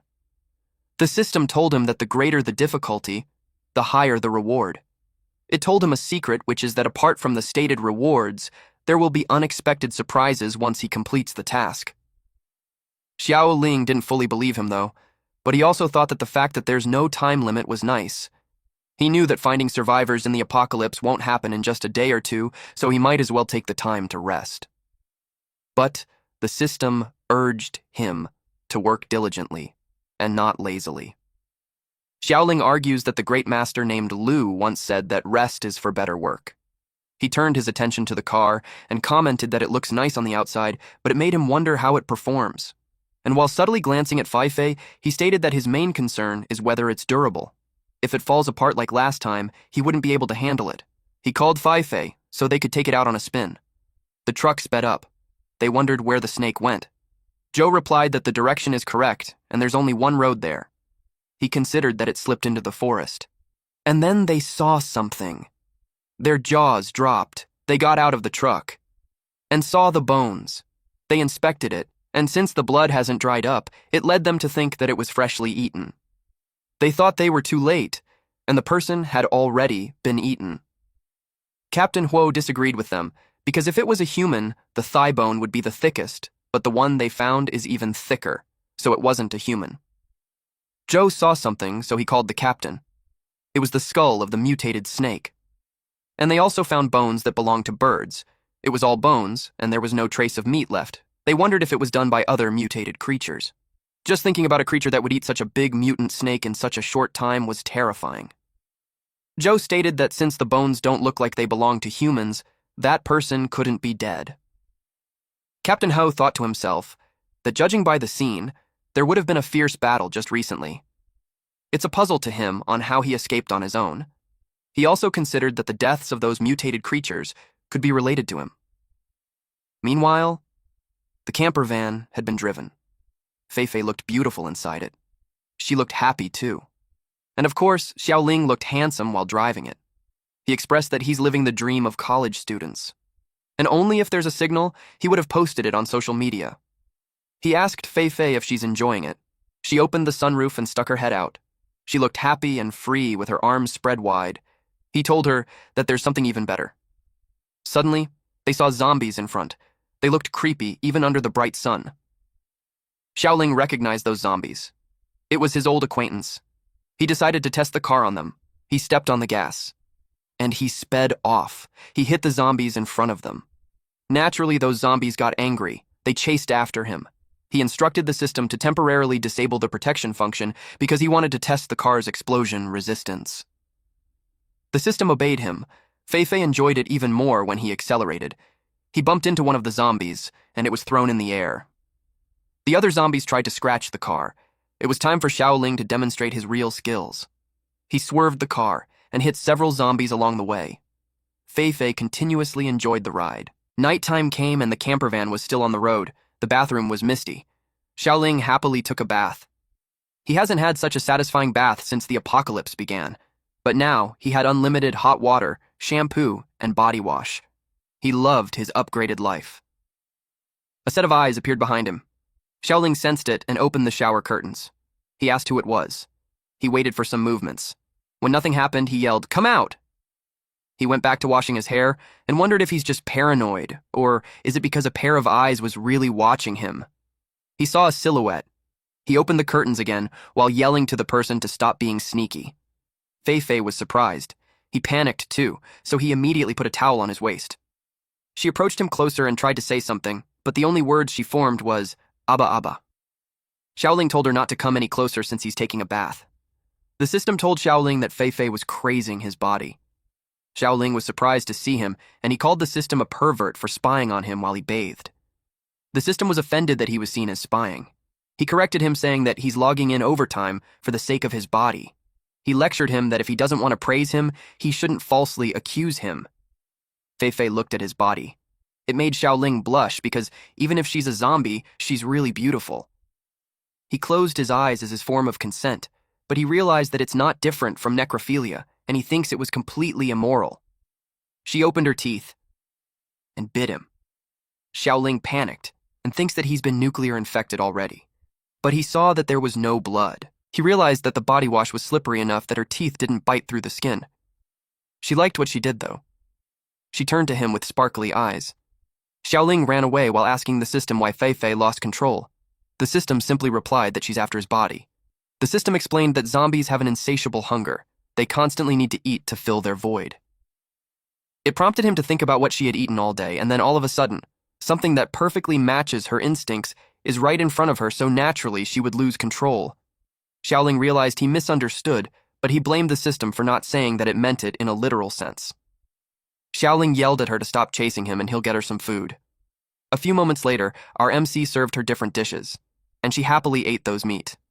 Xiaoling was relieved that he had the snake meat, otherwise he doesn't know how to feed her. He knew that he just got lucky, but the problem wasn't resolved. She'll be like a ticking time bomb next to him. He imagined that one day if he fell asleep and got eaten, he wouldn't even know about it. He asked the system if there's any way to guarantee his safety. The system replied to make sure to feed her before she gets hungry. That idea didn't help at all. He thought of something. He rummages through his things. He got a rope-like item. The next day, it was dawn. Xiaoling took his clothes and wore it. He looked elegant and stylish with his new clothes. Then he started the camper van's engine and drove off. Meanwhile, we see Feifei looking in the mirror to check her new braces. The system was impressed with Xiaoling's idea. It never thought that a dental retainer could be used that way. Xiaoling replied that as long as his intelligence doesn't take a nosedive, there will always be more solutions than problems. He suggested that compared to blowing off the zombie's head, a dental retainer could be the solution in dealing with zombies. The system replied that it's an important discovery and would raise it to the higher-ups. Suddenly, something surprised Xiaoling. There was a car in front of them. He got out of the camper van and checked the car, but there was no one inside. He saw underneath it that there were so many nails. He assumed that someone had deliberately set up a trap to stop the vehicle. A loud noise made the birds fly away from a distance. Xiaoling quickly turned his head to the direction of the gunshot. Feifei got agitated. He told her to stay quiet. Judging by the sound, he could tell that all the shots are single shots, and they're coming from the same gun. He used a telescope to check it out. He saw a single person, and she shot the zombies charging at her. She looked really cool holding a big gun like that, and looking seriously. Zombies were shot in the head. He saw that she has good marksmanship, and that she's beautiful too, but he knew she wouldn't be able to hold out much longer. He's aware that the type of gun can only fire 10 bullets at a time, and reloading is time-consuming. It's decent for long-range combat, but once the enemy gets too close, its shortcomings will become obvious. He had forgotten which lifetime it was, but he remembered getting his kidney taken by a zombie because of the exact issue. She fired again. Xiaoling considered helping her. He smacked himself in the head and expressed that lust leads to ruin. He remembered that he was recently tricked by Qin, too. The zombies made loud noises. The woman didn't waver. She pulled the trigger, but she was surprised. The zombie got too close on her. She grabbed the dagger on her back, and she skillfully slashed it. Xiaoling was amazed that he was skilled with melee weapons, too. She moved swiftly. Her moves caught the zombie off guard. She slashed it again, and the zombies fell. It was really surprising. She looked in Xiaoling's direction. It made him wonder if she noticed him. She started walking. She walked towards the shallow river and started to undress. She removed her top. Xiaoling saw it all and had a nosebleed because of it. When he recovered his senses, he covered his eyes with a hand and told himself not to look because that would be improper. And he saw how ruthless the woman is when cutting down the zombies. If she mistook her for some perverted stalker, he'll be chopped into pieces. He told Fei Fei that they will leave, but she's distracted by the butterfly. Her arm accidentally bumped him. It made him fall from the cliff. Then she set off to chase the butterfly. Xiaoling rolled down and crashed on the grass. He got angry at Fei Fei, but he got distracted when he felt something in his head. When he saw that it was a panty, his nose bled. Then he saw the woman's clothes in front of him. The exact thing he's afraid of actually happened. He decided to run quickly before the woman came, but it was too late. A blade had been pointed at his neck. He turned pale, and he didn't dare to move. He asked her to spare him. The woman was surprised to learn that he wasn't a zombie. Xiaoling raises his hands in surrender and insists that he's human. He told her that she can check if she wants to, but when he raised his hand, he was holding the panty. Of course, the woman saw it and was creeped out. He immediately threw it away and explained that he didn't see anything and he was just passing by. Her cheeks were flustered, and through her gritted teeth, she replied that when a man says he didn't see anything, it means that he saw something. She took out her dagger and told him to die. He called for Fei Fei to save him. Fei Fei jumped in their direction and kicked the woman. The attack was blocked using her arm. She didn't expect reinforcements. She kept slashing at Fei Fei. She noticed how agile she was, and that it made her curious about her background. She tries to slash her again. Then she stepped in to evade Fei Fei's attack. Xiaoling, who watched them, had a nosebleed. The woman saw it and threatened that if he keeps staring, she'll gouge his eyes out. Xiaoling realized how brutal the girl's fight could be. Because of that, he knew to keep his distance. He told Fei Fei that he'll just wait for her in the car, then he sped off. Fei Fei watched the woman's body, and it made her drool. She jumped at the woman. The woman couldn't believe her. She called her vulgar. A bullet was on its way to them. They both stepped back to evade it. A group of men with weird styles appeared. The shirtless man with nipple tape commented that Gu Yue, the great beauty, was amazing since she faced a zombie and came out unscathed. The woman asked Hao Jian what he's doing there. The woman realized why the road was tampered. It was this man who did that. She also knew that he deliberately led the zombies there. Jian admitted that he did it because she rejected him. He told her that had she listened to him back then and handed over the base for him to manage, he would have kept her by his side and they would have enjoyed life together. But since he refused to appreciate his kindness, she shouldn't blame him for being ruthless. He told his men to attack her. She was caught off guard. She still skillfully evaded the bullets. They kept firing. She ducked to the bushes to evade the bullets. A woman from Jian's team reported that she escaped. Jian wasn't worried, though, because he knew there was no road over there, so she couldn't escape. Then Jian thought that dying like that was too easy for her. So he ordered them to capture her alive. Unexpectedly, one of his men encountered another woman, Fei Fei. They were confused because she didn't even run. They could tell that she doesn't seem very smart. She was just looking around, so it made them wonder if she's out of her mind. They asked Jian if they should capture her too. Jian replied that since there are many men in the group, it's natural that they would share the blessing. So once he's done having fun with her, he'll reward them with her. That motivated those men to go after Fei Fei. They surrounded her and got a closer look at her. They liked her for her innocent look. They told her not to be afraid since they will take good care of her. She grabbed one of their arms and twisted it effortlessly. The man's arm got detached from the body, which made him scream out loud. It angered the other two men, so they got ready to fire at her. The camper van was driven speedily, and it bumps into those men. Xiaoling cursed at them for daring to touch Feifei. Feifei was pleased to see him. She jumped on its roof. Xiaoling asked her if she's okay. She hung upside down and showed him the arm that she got. Xiaoling was disturbed by it and told her to throw it away quickly. Meanwhile, in the forest, Yue ran as fast as she could until she reaches the end of the cliff. She was at a dead end. Jian and two of his lackeys caught up to her. She fought them with her dagger, but her opponent tripped her, so she fell on the ground and the gun was pointed at her head. Jian commented that women are so useless. He said that Yue hesitated just because of a mere piece of cover. Yue yelled that he's despicable. Jian replied that it's nothing new. He grabbed her hair and told her that what he hates the most is her holier-than-thou, untouchable attitude. He had this creepy smile on his face when he told her that he will show her what true despicability looks like. He needed enough money first, then he planned to tie her to the front of the car and drive her to the base. This is so people could see how sexy the goddess is. She cursed at him. Suddenly, the camper van appeared on their side. Feifei jumped out of it and landed on Jian. This shocked Yue. The impact was powerful. Jian got terrified and puzzled where she came from. The two women with her were shocked, but the camper van blocked their path to circle around Jian, and it stopped in front of Yue. The door opened. Xiaoling told her to get in the car. She simply agreed. When she stood up, she grabbed a gun and told Jian that she'll give him some fun. And then she fired at him, making sure he'd enjoy that payback. Feifei skillfully evades the bullets. Jian wet his pants when his genitals were almost hit.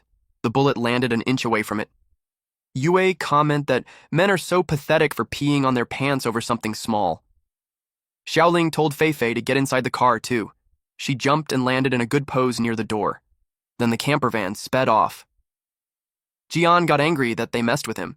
He told them to go after them. They shot the camper van. But the bullets bounced back. It hit their car. They were so confused on how that happened.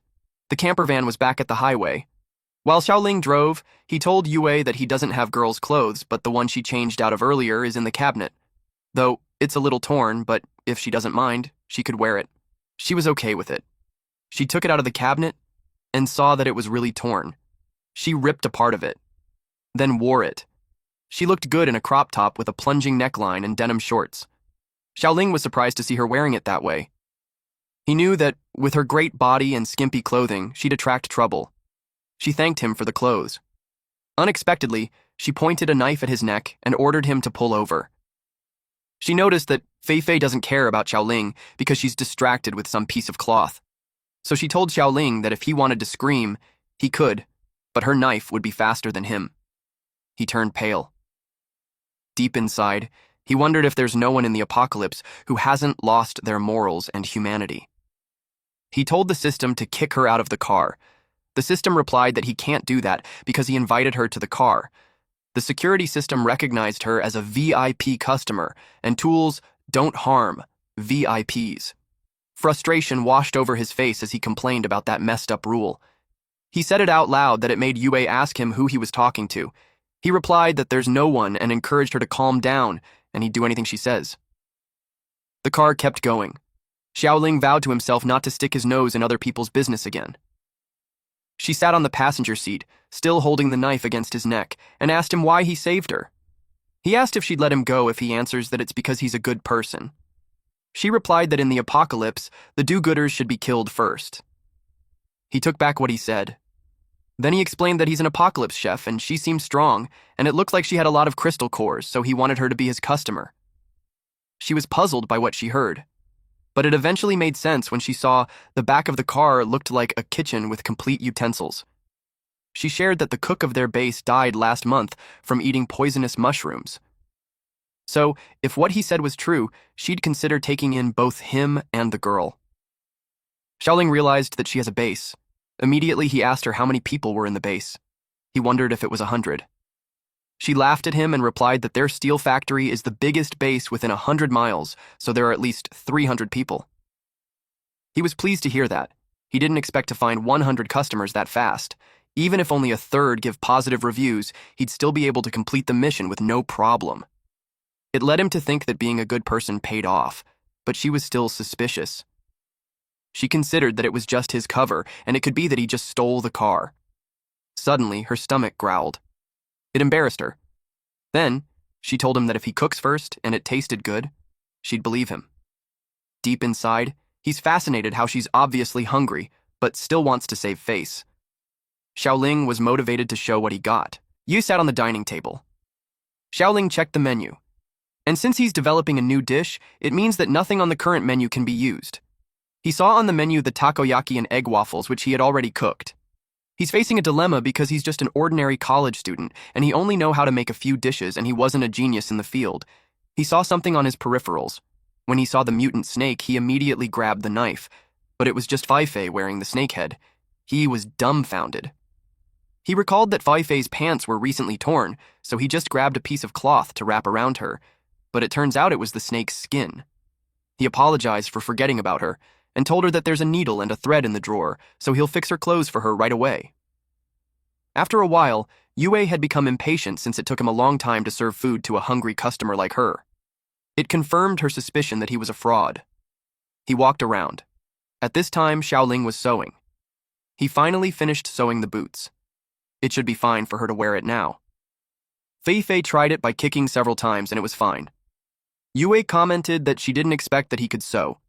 He replied that it was a piece of cake, since his parents were always busy working when he was a kid, so he was raised by his great-grandmother in the countryside, and he learned just by watching her.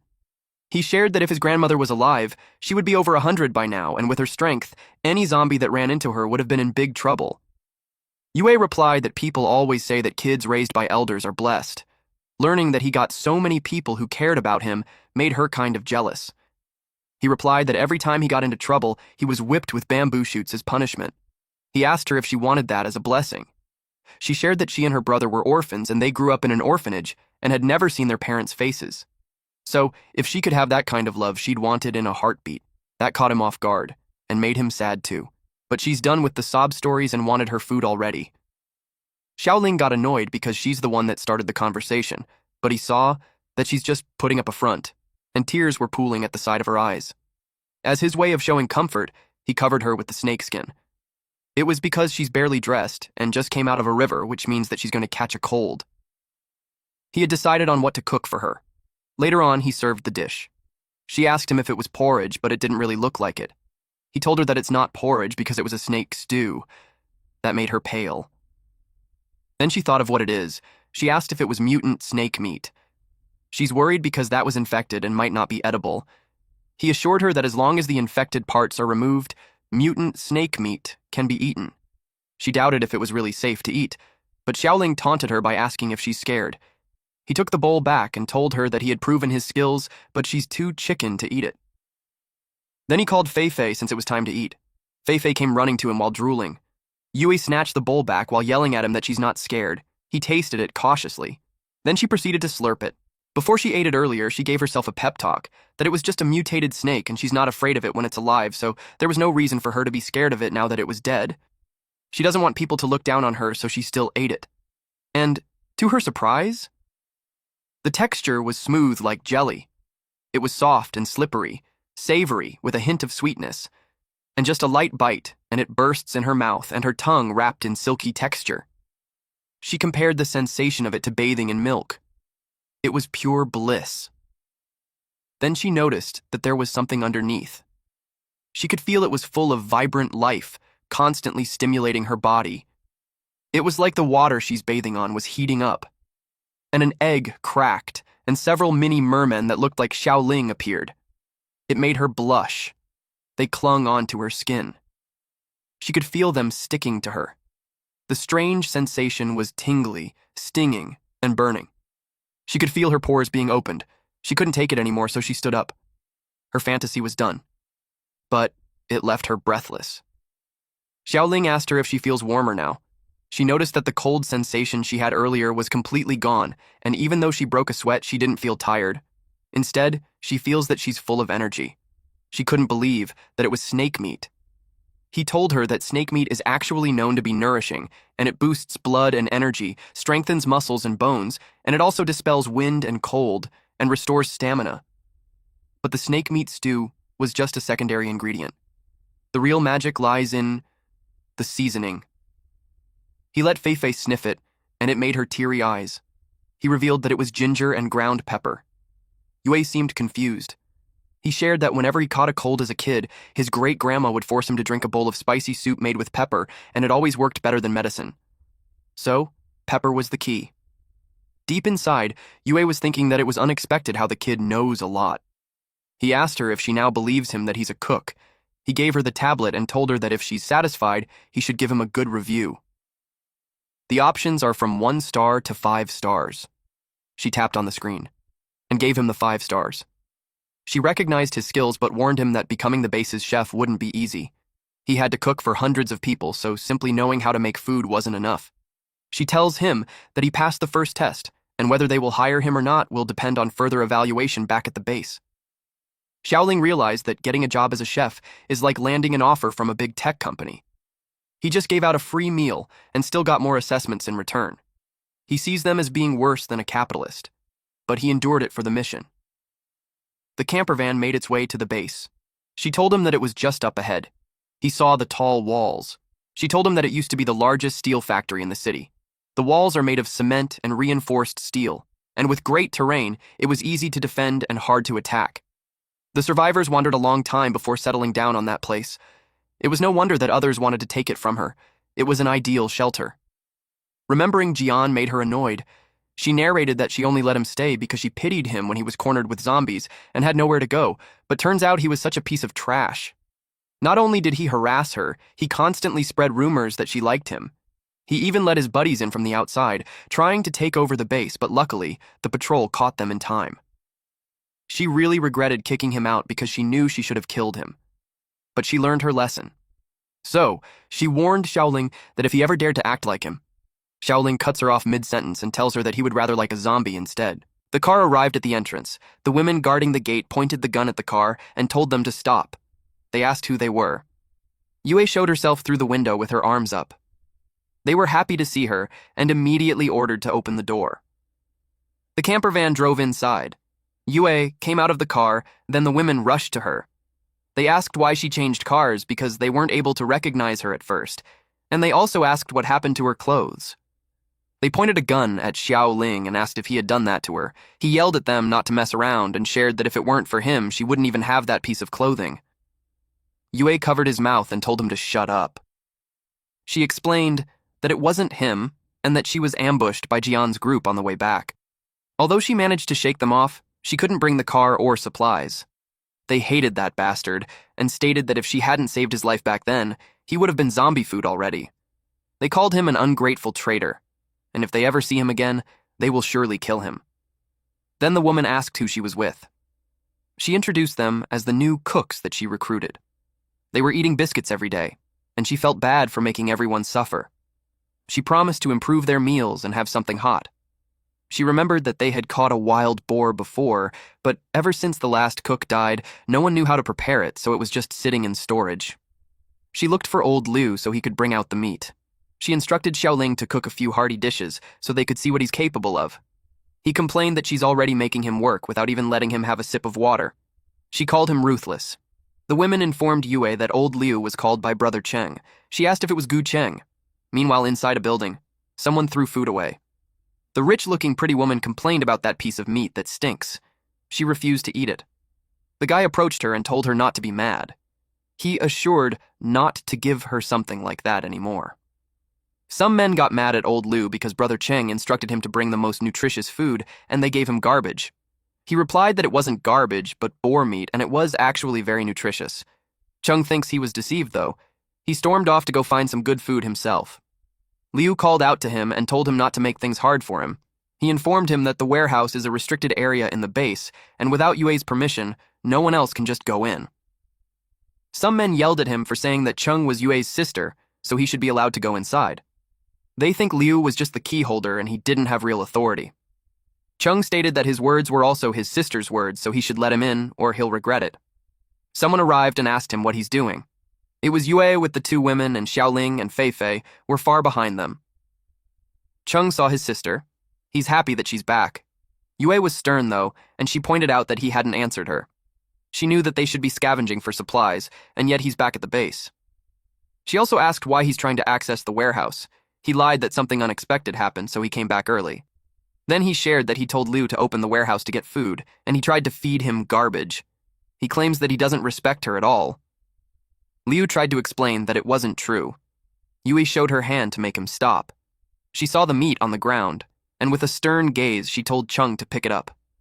Chung was confused. She told him again to pick it up. She stated that 3 people got hurt capturing the wild boar, and the most seriously injured still can't get out of bed. So every grain of food, every drop of water in the base, was bought with blood and lives.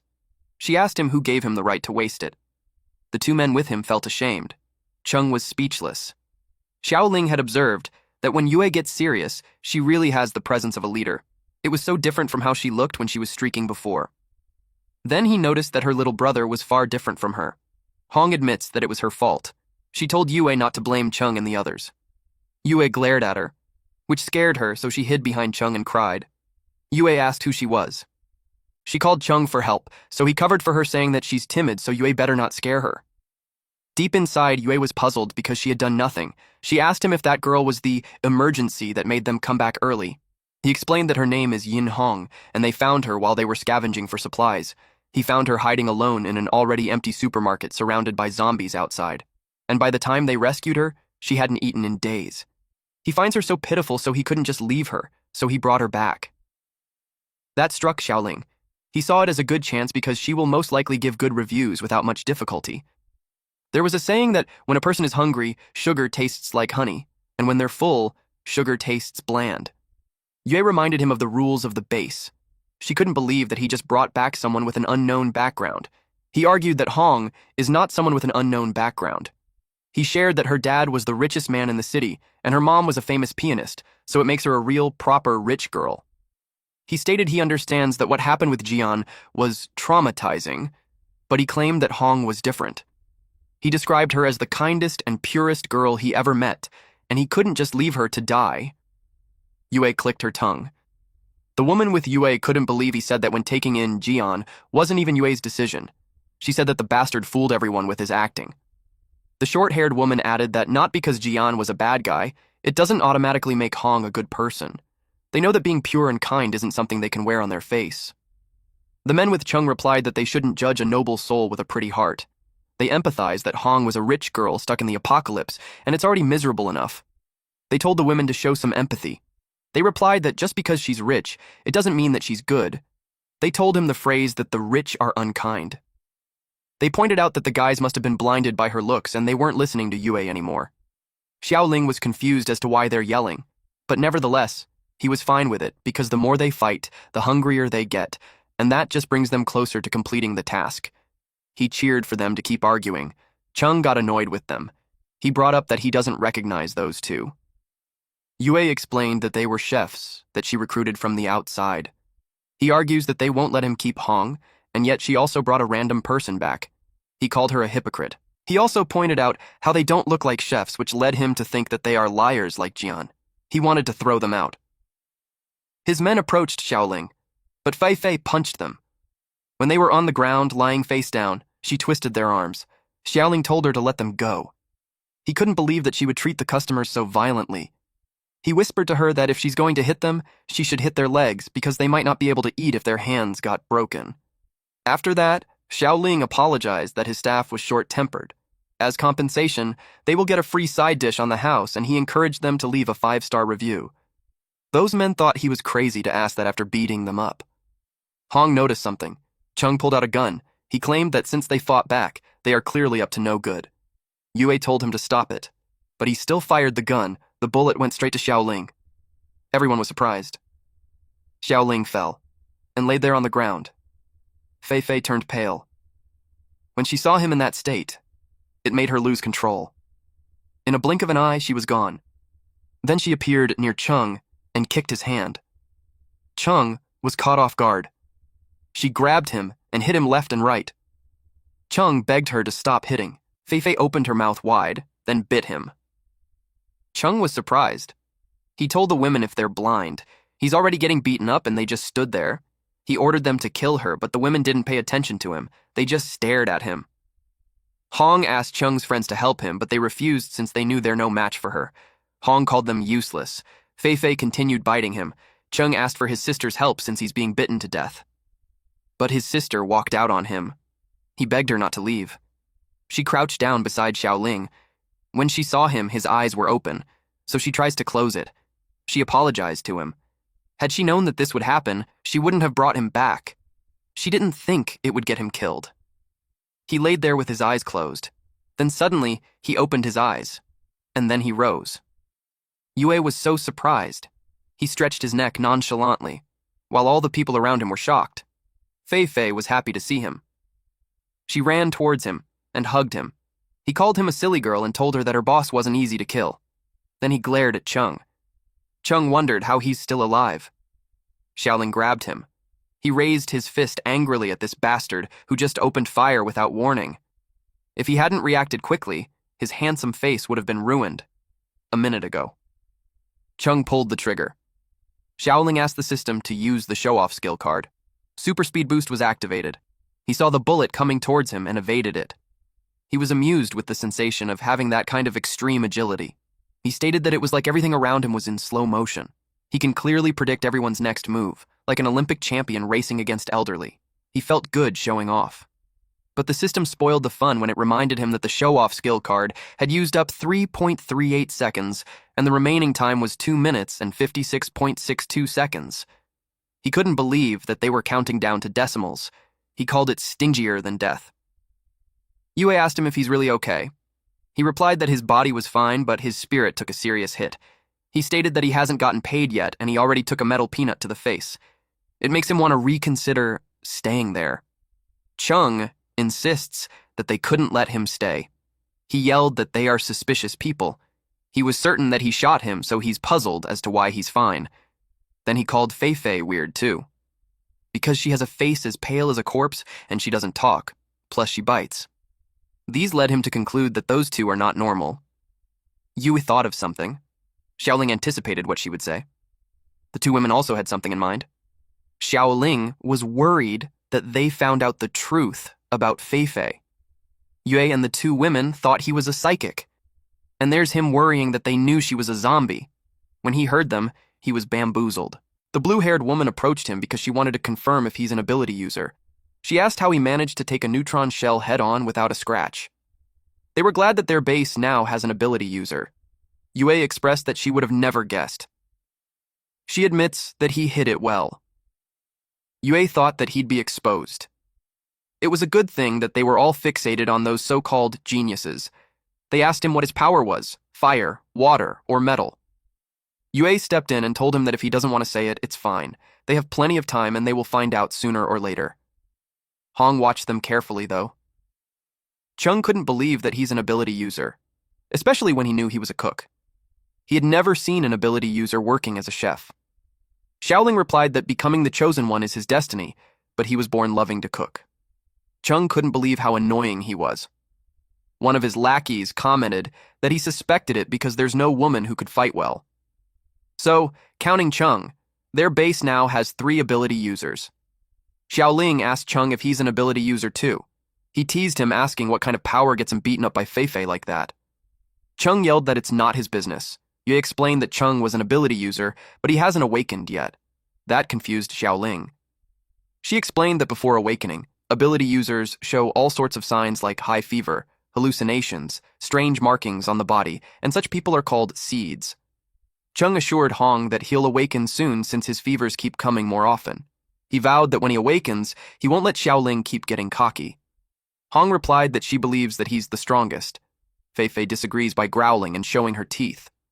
Chung turned pale and yelled at her to stay back. Yue stood in between them and declared they should stop. She told Hong that she can stay in the base, but the base encourages fairness. Nobody eats unless they work. She added that whatever is in the warehouse is common property. Private withdrawals were not allowed. Anyone who breaks the rules will get kicked out. Hong replied that she understands. Chung once again defended her, saying that it was him who needed supplies and it had nothing to do with Hong. He told his sister to quit picking on her. Yue simply glared at him. It made him feel dizzy. Then Yue instructed Liu to check the storeroom for ingredients and pick some fresh veggies. She planned to have an extra meal to welcome the newcomer. She pats Xiaoling's shoulder and tells him to do well and not embarrass her. Deep inside, he was thinking that it wasn't much of a welcome when he's the one going to cook. Chung thought of something. He volunteered to prepare the food to compensate for bothering old Lu. Meanwhile, in the dining area, the people are gossiping about the new cook being an ability user too. Ability users are usually worshipped, so it's a puzzle why one would cook for them. An old lady simply thinks that it's because the man was good.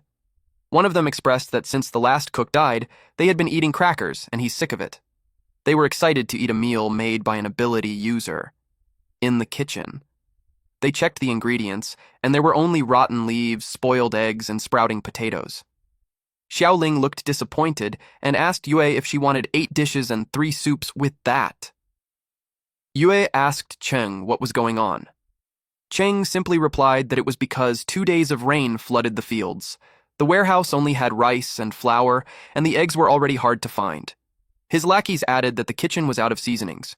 They stated that Yue went out to get salt but came back empty-handed. Cheng stated that the simpler the ingredients, the tougher the culinary test. He sarcastically said that Xiaoling can turn rot into wonder and make people's mouths water. Xiaoling simply thanked him for his encouragement. But deep inside, he knew that he was setting him up to fall. But joke's on him since he got the system. He can get any ingredient he wants. The system appeared and told him that the space system can only be used inside the cart. Nothing may be taken out. He didn't know that there was a rule like that. Cheng's friends comforted him, saying that they had hidden all the base's food, so they're looking forward to what he'll make with that garbage. The other friend hyped up everyone's expectations, so if he can't serve decent food, he and Yue will lose face. Cheng complimented them for that. Hong thinks it's too much because Yue was his sister. Cheng's friends couldn't believe her since they ganged up on her and now she's worrying about them. They think she's too kind. Cheng replied that those two are bad news, and kicking them out is the best for the base. He claimed that one ability user was enough and he won't let anyone threaten his position. The people started to grow impatient. They started asking why it wasn't ready yet and how much longer they would wait. They were already starving. The 2 women went to Yue and asked what they should do since everyone's getting impatient. Xiaoling stated that all eggs are rotten and the veggies are spoiled. Only the rice was still usable, so if it comes to worst, he can only make porridge. Cheng heard that. Then he announced to everyone that they will only have plain congee. Everyone was shocked. They grew resentful because they were promised 8 dishes, 3 soups, and meat. They complained that the old cook never did that. If they knew it was congee, they would have just eaten instant noodles. Cheng's lackeys added fuel to the fire by saying that the ability user that Yue worked so hard to bring back saved the good stuff for himself. They made up a story that congee should be enough, because if they demand more, the cook will get mad and leave for another base. They realized that the reason why an ability user became a cook is to hoard food. They argued that the base is equal for everyone, so he shouldn't get special treatment and withhold rations. Because of that, they don't want to keep someone like that. They suggested letting him go elsewhere. Xiaoling was quiet while Feifei gritted her teeth in anger. In his head, Cheng really knew how to make him the villain. Cheng also wanted to see how he'll stay now, after stirring anger the moment he arrived. Yue called everyone's attention. She revealed to them that it was her fault because she ran into trouble on the road and couldn't bring back the supplies, so the chef had nothing to work with. She promised to find ingredients soon, so as not to disappoint them next time. The old woman approached her and replied that they couldn't blame her since scavenging was never easy. She told her that coming back safe is what matters the most. The others agreed that without her, the base wouldn't exist and anyone who complains was ungrateful. They added that compared to survivors out there living day to day, being able to drink plain congee, every meal was already a blessing. They knew not to complain further. Yue was touched and thanked them all for understanding. Hong saw how the moment Yue spoke, everyone changed their tone. It was obvious that she was held in high regard. That made Cheng feel bitter. He didn't expect that his sister would take the blame for him. Hong subtly observed his reaction. It made her smirk. The old woman talked to Xiaoling and told her that since her teeth were sore, plain congee was best for her. The others told him that they didn't know the situation, but he could just ignore their words. A woman offered pickled veggies to add for more flavor. Xiaoling had observed how Yue was young and yet so respected. She knew she'll be remarkable someday. With a remarkable base that huge and her leadership, they should be popular. And yet, it was a puzzle to him how he had never heard of someone like her before. One of Yue's girls yelled that none of it was Xiaoling's fault nor Yue's. She claimed that if the pork in the storage hadn't been ruined, they wouldn't be stuck with congee. They wanted to know what happened to the wild boar, especially the ones who worked hard to catch it. Yue pointed at Hong, then told them to ask her instead. Yue revealed that she threw the meat thinking it was dirty. They recognized that she was the girl that Chung brought back. They asked her why she would waste food. Again, Chung defended her, saying that she didn't mean it. He made the excuse that she grew up on delicacies and had never seen stuff like that, so it would be natural that she can't stomach it. Chung's friends told them that they were so petty. Yue's friend accepted that they were petty, and those men were being generous, but by the rules of the base, wasting food means losing one's share. And she suggested that since they were so generous, they would dock it from their rations. Hong acted pitiful and apologized. She stated that she didn't waste it on purpose, and that she just didn't want to endanger people. Yue asked her what she meant. Suddenly, someone entered, and they brought a crate. It was the meat. Yue was confused because Chung said that the meat was thrown out. He whispered to Hong and asked what was going on. Yue's friend stated that someone was trying to keep all of it. They described Hong as someone acting like a lady in public, and yet sneaks around in private. In short, she's two-faced. Chung told them to stop spouting nonsense. He yelled that those people felt bad about the meat and now they're giving it back. Hong yelled that the meat was infected with a virus. Everyone was shocked. She explained that the meat turned black and had a weird odor. She knew that it was the rot stench from zombies. She narrated that she had Chung and Bei to stash it so no one would eat it by mistake, and then she planned to burn it later. They agreed with her because the color seemed like it was not fresh. The ones who caught it argued that it still doesn't prove that it's a zombie virus. Some suggested that it was spoiled from bad storage. They looked at old Liu and he replied that it wasn't his fault because the meat looked like that when the cook handed it to him. Hong replied that if it were storage rot, they would see the mod, but the surface was dry and smooth, and there was no decay. Someone commented that the skin was shriveled like a zombie hide. They wondered if the board was a mutant. Chung's friends stated that it was a good thing that Hong spotted it, otherwise, had it been served that day, the whole base might have been infected. They think she's their savior. They thanked her, and it made her blush. She replied that there was no need for that because she just wanted everyone to be safe. Chung stated that now the truth was cleared, Yue and everyone should apologize to her. Yue was shocked. It was like Chung was saying that she didn't expect the meat and dragged the virus back. Chung told her what had happened. Then he added that he understands that she wants praise and admiration, but risking lives just to look impressive was too much. They couldn't believe that he said that to her. Yue's friends knew she wasn't that type of person. Yue reminded him that they're siblings and he knew what she was like. She asked him if he really thinks that she would do that. Chung fell silent. Hong told him to forget it since she knew that Yue didn't mean any harm. She added that scavenging was hard and a slip-up can happen. He replied that she's too generous. That is why people bully her. Yue's friends wondered what she's playing at. The way she said, it was basically admitting that it was Yue's fault. People started gossiping. They got worried since people are starting to believe them. The old woman replied that it's good that no one ate the meat. They were all disturbed when Xiaoling took a sniff at the meat. He grabbed it and everyone panicked. They told him to put it down because it has a virus. He took a piece and ate it while saying that it's a smell he recognized. Everyone was shocked by what he did. He stated that he now has ingredients. He ordered Fei Fei to haul it inside the kitchen. Fei Fei grabbed the crate and ran inside. He was already cooking inside, and the timing was perfect because the rice was already steaming. He grabbed his knife and cut the meat. He placed it on top of the rice. Chung asked him what he's doing. He could serve the virus to everyone and it would be bad news. They claimed that he's trying to kill them. The people took a peek inside the kitchen and expressed that they don't want to turn into a zombie. He asked them who says mutant meat can't be eaten. He explained that if handled correctly and the infected parts were cut off, it's not only edible but also delicious, and he revealed that it wasn't a mutant boar at all. Everyone was shocked. Yue asked him if he's sure. He confidently replied yes. Hong told him that if he just wanted Yue to defend him, he shouldn't risk their lives. Chung's friends yelled at the people to not listen to him. They questioned him as to why it was black and smelly if it wasn't a mutant. Xiaoling replied that it seemed like they were ignorant. He told them that it was air-dried cured pork. Then he guessed that the previous cook was from the south. Yue asked him how he knew. Yue's friend replied that the cook had a thick southern accent. One of the people shared that the cook told him that he was from Guishan and he went to their place to get hired. Xiaoling explained that the style of cured meat is unique to Guishan in the humid south. Because the air was damp and food spoils easily, locals cut big chunks, rub them with salt, soy sauce, and sugar. Then, they hang it in the shade to air dry. The rind shrivels and blackens to keep the moisture in, so it won't rot for months. He added that the foul smell was a protective film from drying. It could smell foul now, but once heated, it released an amazing flavor on its own. Xiaoling explained that since the meat has already been marinated, the cooking method was very simple. They just need to use the steam from the rice to cook it, letting the fat and the flavor from the meat seep into the rice. Then he sprinkled chopped green onions before serving. Ta-da! He served clay pot rice in an iron pot.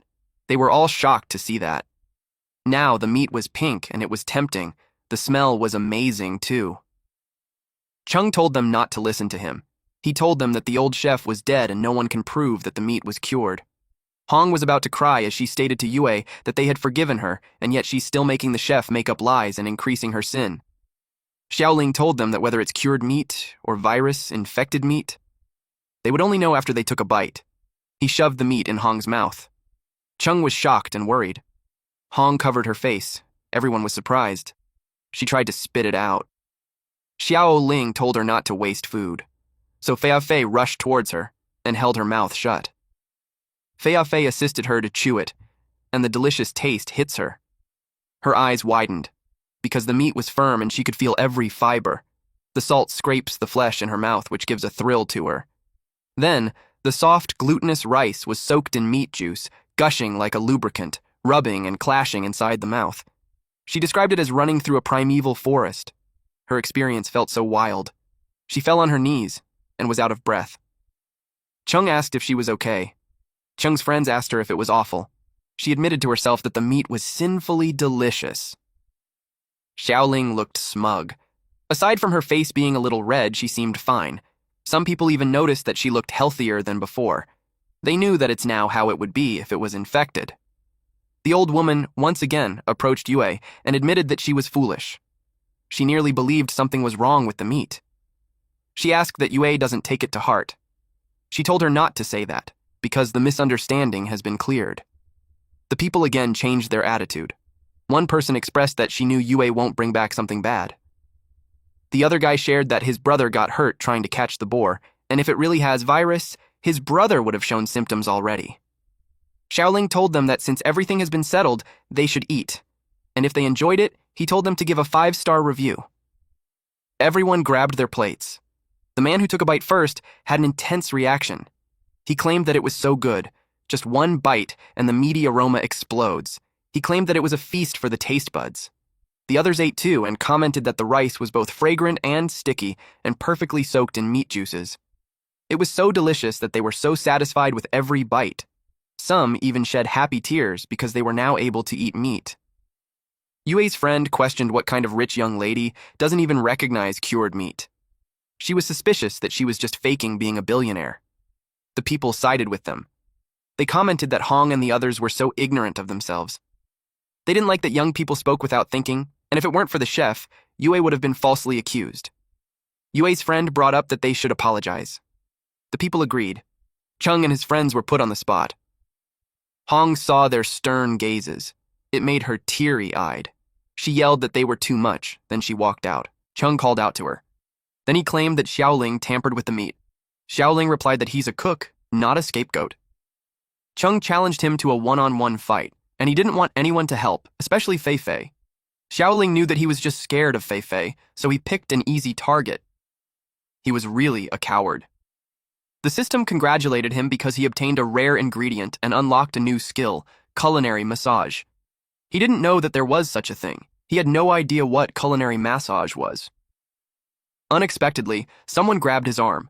Chung's friends held him down while commenting that him being a superpowered guy seemed like a bluff. They dared him that if he's really strong, he shouldn't hide behind a woman. They wanted to see what he got without any help. They yelled at Chung to beat him up. Xiaoling replied that they agreed that no one would help, and yet, he's breaking the code. Chung replied that no one needs a code when dealing with a fraud. He grabbed a knife and charged at Xiaoling while telling him to die. Yue told her to stop. Her friends warned Xiaoling to watch out. Fei Fei was ready to attack, but Xiaoling told her not to move. So she froze in place instead. Xiaoling declared that he won't hold back. It was the perfect time to test his skills. He jumped up high and broke free from Chung's friend's grasp. Then he used his technique, culinary massage. He hit Cheng on the chest, leg, and arm. Cheng was in pain. Then, Xiaoling kicked him flying to the opposite side of the room. It made Cheng angrier. He was confused on what's happening. His body won't move. He couldn't control his legs and arms. He yelled for his sister to help him. Yue got worried. She crouched down and asked if he's okay. He told her that he couldn't feel anything. He's worried that he's going to die. She told him that he's not dying. It was just because his body took a massive shock and his muscles were temporarily paralyzed, but it should wear off in a bit. Xiaoling had an eureka moment. When chefs prepare meat, they often tenderize it with a mallet to completely break the fibers and nerves. Meat treated that way becomes more tender and flavorful, so it was commonly called massage meat. Now he knew that it was the meaning of the culinary massage. Cheng's friends realized that he's actually strong. They are more scared of him now instead of Fei-Fei. Xiaoling looked at them and told them that it's their turn. They yelled that they were wrong and ran away. Yue approached Xiaoling and apologized on behalf of Cheng. She asked him to let it go for her sake. Xiaoling replied that he doesn't care as long as he doesn't mess with him again. They placed Cheng on a stretcher and carried him out. But even in this condition, Cheng was still resentful toward Xiaoling, and he vowed to take his revenge. Xiaoling reviewed his tablet while people were eating. He was happy with the positive reviews he gained. His bar kept increasing. He was amazed that with just one meal, he got 30 positive reviews. At that rate, he should be able to complete the task soon. Surprisingly, the bar changed. It suddenly shrunk. His soul almost left his body. The system told him not to panic.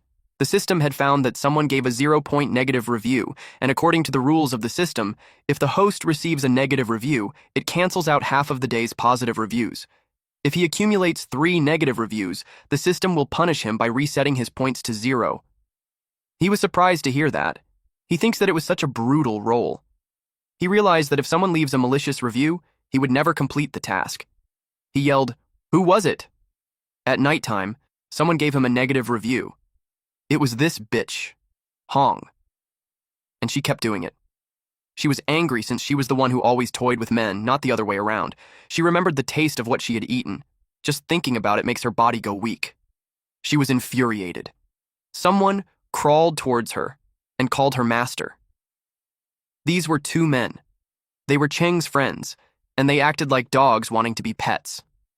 She noticed them and told them that she only likes obedient little doggies, and only by doing their job well could they earn affection. She emits some aura through her eyes, and those waves engulfed their heads, and they acted like dogs with their tongues out. Hong smirked. She took her feet out of the shoes and fed her feet to those men. They happily licked her feet. She commented that men are just creatures who think with the wrong head. She expects that Xiaoling wouldn't be so different. Since he ruined her good time, she vowed to make him pay. The next day, Xiaoling went fishing. Something was caught on his bait, so he pulled the fishing rod and revealed the fish. It was huge. He started thinking if he should braise it or steam it. The fish had sharp teeth, and it chased after him. He realized that it was a mutant fish. It was fast. Xiaoling complained about what kind of apocalypse that is.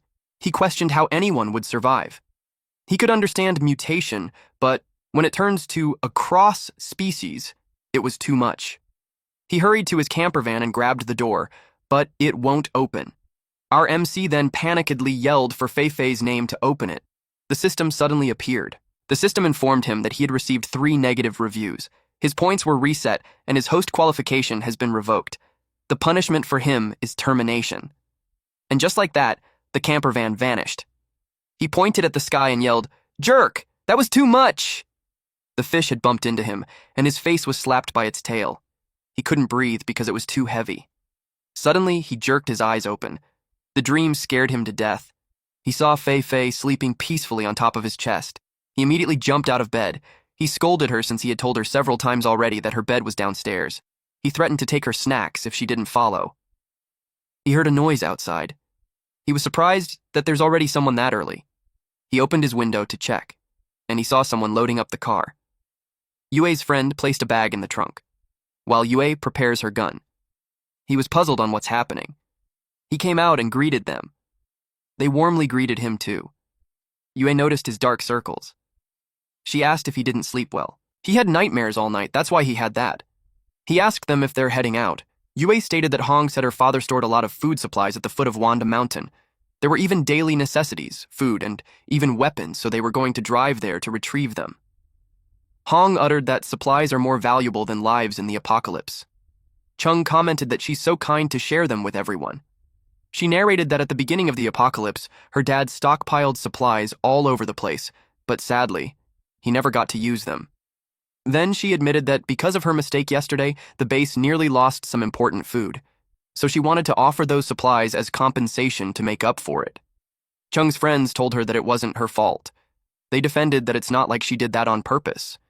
They reasoned that cured meat wasn't common in the north, so no one else recognized it either. Yue's friends commented that Hong hasn't even shed tears yet, and everyone was already showing concern. They commented that some dogs can't stop eating poop. Xiaoling asked about Wanda Mountain, because as far as he knew, the place used to be a summer resort. They opened a bunch of convenience stores for tourists, so survivors must have searched it more than once, and if there were supplies, they would be long gone. Chung's friends asked him what he's implying. They questioned him if he doesn't trust Hong. Chung got angry and questioned him on what Hong did for him to bully her like that. Xiaoling saw how energetic he was, so he commented that it seemed like he was recovering just fine. He offered to help him stretch some more. Chung cursed at him. Hong approached Xiaoling and told him that he misunderstood her, and if he's worried, he could go with them. He thought about it. He asked Yue if she really trusts her. Yue replied that the cured meat won't last long, and people in the base were already showing sodium deficiency. Without seasoning, adults might manage, but the elderly and kids won't hold up. So whether she's lying or not, if there's a chance, she would have to try. Xiaoling was taken aback with her answer. In his head, he called her foolish. He told her that since it wasn't mealtime yet, he'll go with her. Hong was happy. She said that if there's a lot of stuff there, they wouldn't be able to carry it all, so if he goes with them, he can help them pick the right ingredients. She thinks he's an idiot that was easily tricked. Yue's friends wanted to come too, since it would be a full moon. The zombies were more active, so the more people, the safer. She told them that there's no need because she'll be back before dark. She reminded them to lock the doors tight and not to let anyone in before they return. They wanted to insist, but Xiaoling assured them. He told them that they should stay and take care of the grandma and everyone else and leave Yue's safety to him. Both the girls stated that they could rest easy since Xiaoling was there. Yue told him to stop bragging. She reminded him that he was begging for mercy from her not too long ago. He replied that he had no choice since if he looked up at that moment, he would have seen something that he shouldn't have. The girls got curious and asked what it was that he would have seen. Yue panicked when he was about to answer, so she grabbed his mouth to keep it shut and told him not to say it. The girls were intrigued with their secret. Yue almost strangled him to death. Hong watched them, and in her head, she'd like to see how long they can keep laughing. After that, they left the base. Zombies surrounded the area. Xiaoling knew that zombies follow a cyclical pattern. They get especially agitated during a full moon. That day was the 15th, so as expected, there were a lot more zombies around. But he also noticed that Fei wasn't affected at all. She pointed at something. When he turned his head on the road, he was surprised. He immediately stepped on the brakes. Yue asked him why he suddenly stopped. They couldn't cross. The road has collapsed from the rain. They would have to stop the car there. Hong told them that they weren't far from the destination. She expected that a 30-minute walk would get them there. Yue ordered them to bring their weapons and reminded them not to make a sound and be careful with the zombies. They started walking through the forest.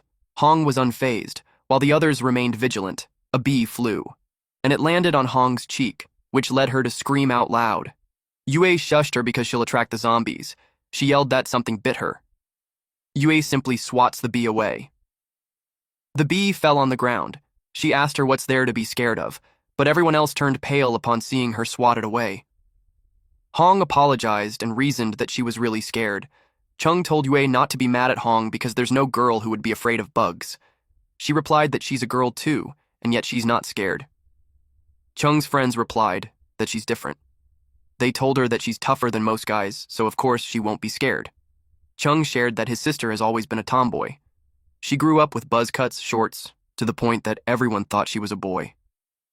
He narrated that there was a time she went to the girls' bathroom and scared all the girls into crying. Yue felt embarrassed. Suddenly, Chung and Hong covered their faces. They asked what it was. Xiao Ling suddenly sprayed insect repellent at them. He knew there would be a lot of bugs in the mountain during that time of the year, so he brought a bottle. He added that the spray works great. Not only it repels bugs, but also fights bad breaths. He suggested to Chung's friends that they should spray more of it. They hurriedly ran away from him. That interaction made Yue laugh. Suddenly, Xiaoling noticed that something was missing. He looked around and asked where Feifei was. They heard a rustling sound. It was Feifei, and she's holding a beehive. They noticed it and they all got terrified. At this point, they knew they messed up. Feifei happily held the beehive. She looked at it carefully, and her eyes sparkled while she drooled. They wondered what she's trying to do. They couldn't believe that she's trying to eat it. She was about to chomp on it. When they yelled for someone to stop her, Xiao Ling yelled at her to stop. But she already bit on it. Then it was followed by a loud scream. Later on, they arrived at the entrance of the tunnel. Yue asked Hong if it was the place that she mentioned. Hong replied yes. She explained that the tunnel collapsed halfway through the construction and has been abandoned for years. Her father used to say that the more dangerous a place is, the safer it actually is because no one would ever dare to enter the place, let alone think that there might be supplies hidden inside. Her cheek hurt. Apparently, she got stung there. Chung's friends were all swollen and they blamed Feifei. They would like to beat her up if they were only stronger than her. Yue told them that they would go in, but Xiaoling told her to wait. Chung asked him why. He replied that it's pitch black inside and they don't know what's in there, so rushing like that was too reckless. She threw something inside, and it lit up a portion of the area. They heard a noise. Chung told them to be careful because something was coming out. They prepared themselves. Flying creatures came out. It was moths. Feifei got scared and ran away. She hid in the bushes. Xiaoling asked them what was there to be scared of. He pulled Feifei out, but she held onto the trunk of the tree and whimpered. Hong liked what she's seeing, though, because even if Feifei seemed crazy, she's a strong fighter. If they lose her, it will be easier to deal with the other two. She told Xiaoling that Feifei must have been traumatized by the bees earlier, so she suggested not forcing her to go inside. Yue looked at the sky and saw that it was getting late. She told them that they can't waste any more time since zombies can get aggressive at night. Xiaoling saw that Feifei was still scared, so he agreed on leaving her. He told her not to run off and just stay there and wait for them to come back. They left. She was still whimpering behind the bushes. Meanwhile, Xiaoling illuminated the place using the flashlight. It was empty. They kept going. He didn't expect it to be that deep. Yue asked how long further till they reached the supplies. Hong replied that they're almost there. Xiaoling was on guard. There was nothing but darkness in front of them, until he saw someone there. Yue immediately raised her gun and asked if it was a zombie. It was Jian and his team. He greeted Yue. The woman from Jian's team brought out her gun. Yue was surprised to see him. He asked them what they're doing there. Chung's friend raised his gun behind Yue and hit her with it.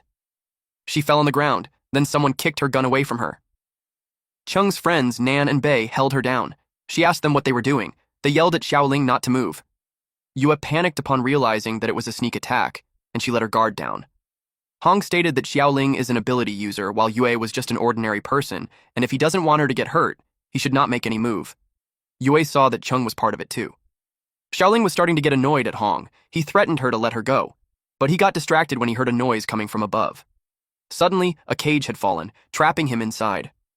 Chung asked him what he's going to do. He told him that the cage was rigged with high-powered explosives, and one press of the remote and it would explode. He's certain that Xiaoling wouldn't survive a blast. Xiaoling saw the explosives near him. Jian remembered that he was the one who rammed into him with the car. He didn't expect to catch him too soon. Jian praised Chung and commented that he chose a perfect partner. Chung replied that it was all thanks to Hong's brilliant idea. Too bad for Xiaoling, the system can't be accessed because of the signal blocker. If only he had access to it, he'd make the bomb explode, break free from the cage, then beat them up. He cursed internally. Yue asked Chung if he's crazy to listen to that bastard. Chung replied that he wasn't crazy, but he was sick of her. She couldn't believe what she heard. Chung replied that back in the orphanage, she always fought with other kids so she wouldn't get bullied. Even though she gave him the food that she stole, they called her Big Sis and mocked him as a coward. Even after the world ended, everyone at the base listened to her and no one ever noticed him. He felt invisible. He screamed how much he hated her. He claimed that he was the one with supernatural potential, so he should be the one people respect and admire, but as long as she's around, he knew he'll always live in her shadow. Yue was hurt by his words. Tears pooled in her eyes. She replied that they didn't have parents growing up, and she always treated him as her most important family member. She just wanted to protect him and keep him safe, so she never thought that he would grow to hate her that much. Xiaoling called him an ungrateful little leech because he lived off his sister, and now he's acting like the victim. Chung yelled at him to shut the hell up. He expressed that he was disgusted by him. Xiaoling simply teased him by saying that he really had some loose screws. Chung added that Yue would rather go out and find some random ability user than wait for him to awaken. Hong was amused that he's in despair. He claimed that she doesn't deserve to be his sister, then he pulled the gun. Jian expressed that even if Yue doesn't see his potential, he believes in him. He promised to let him take over the steel plant and officially become the boss once they have returned. He added that with his men and weapons, and Chung holding the fort with his powers, they will be able to build the strongest base in the apocalypse. Chung thanked him. Yue was shocked to hear that they're bringing them into the steel plant. Yue argues that bringing them back was like inviting a wolf into the house. He'll get everyone killed. Jian slapped her while telling her that he hasn't even settled the score from last time. He asked her how it felt to be stabbed in the back by her own brother. He lectured her that a woman should act like a woman. Daring to ride over a man's head, she really doesn't know her place. Hong glared at her. Yue looked spiteful. Jian stated that making a stubborn woman like her cry and beg under him felt amazing. Hong told him to wait. She gave Bei a chance since he's Chung's friend. She told Yue that she knew there's a lockbox in the steel plant that she always kept hidden. She wanted her to hand it over in exchange for her telling Jian to spare her. She also promised that she won't harm anyone in the steel plant either. Yue tries to remember about it. Then she remembered that they found a lockbox when they first arrived at the plant. But someone noticed the lock has a special mechanism, and if they fail to unlock it 3 times, it explodes. She thought it was dangerous, so she threw it outside. Now she knew what she was after. Yue told her that she doesn't trust her anymore. Hong grits her teeth. Chung told her not to bother with her anymore because if they took over the steel plant, everything inside will be theirs, and it will only be a matter of time before they find the lockbox.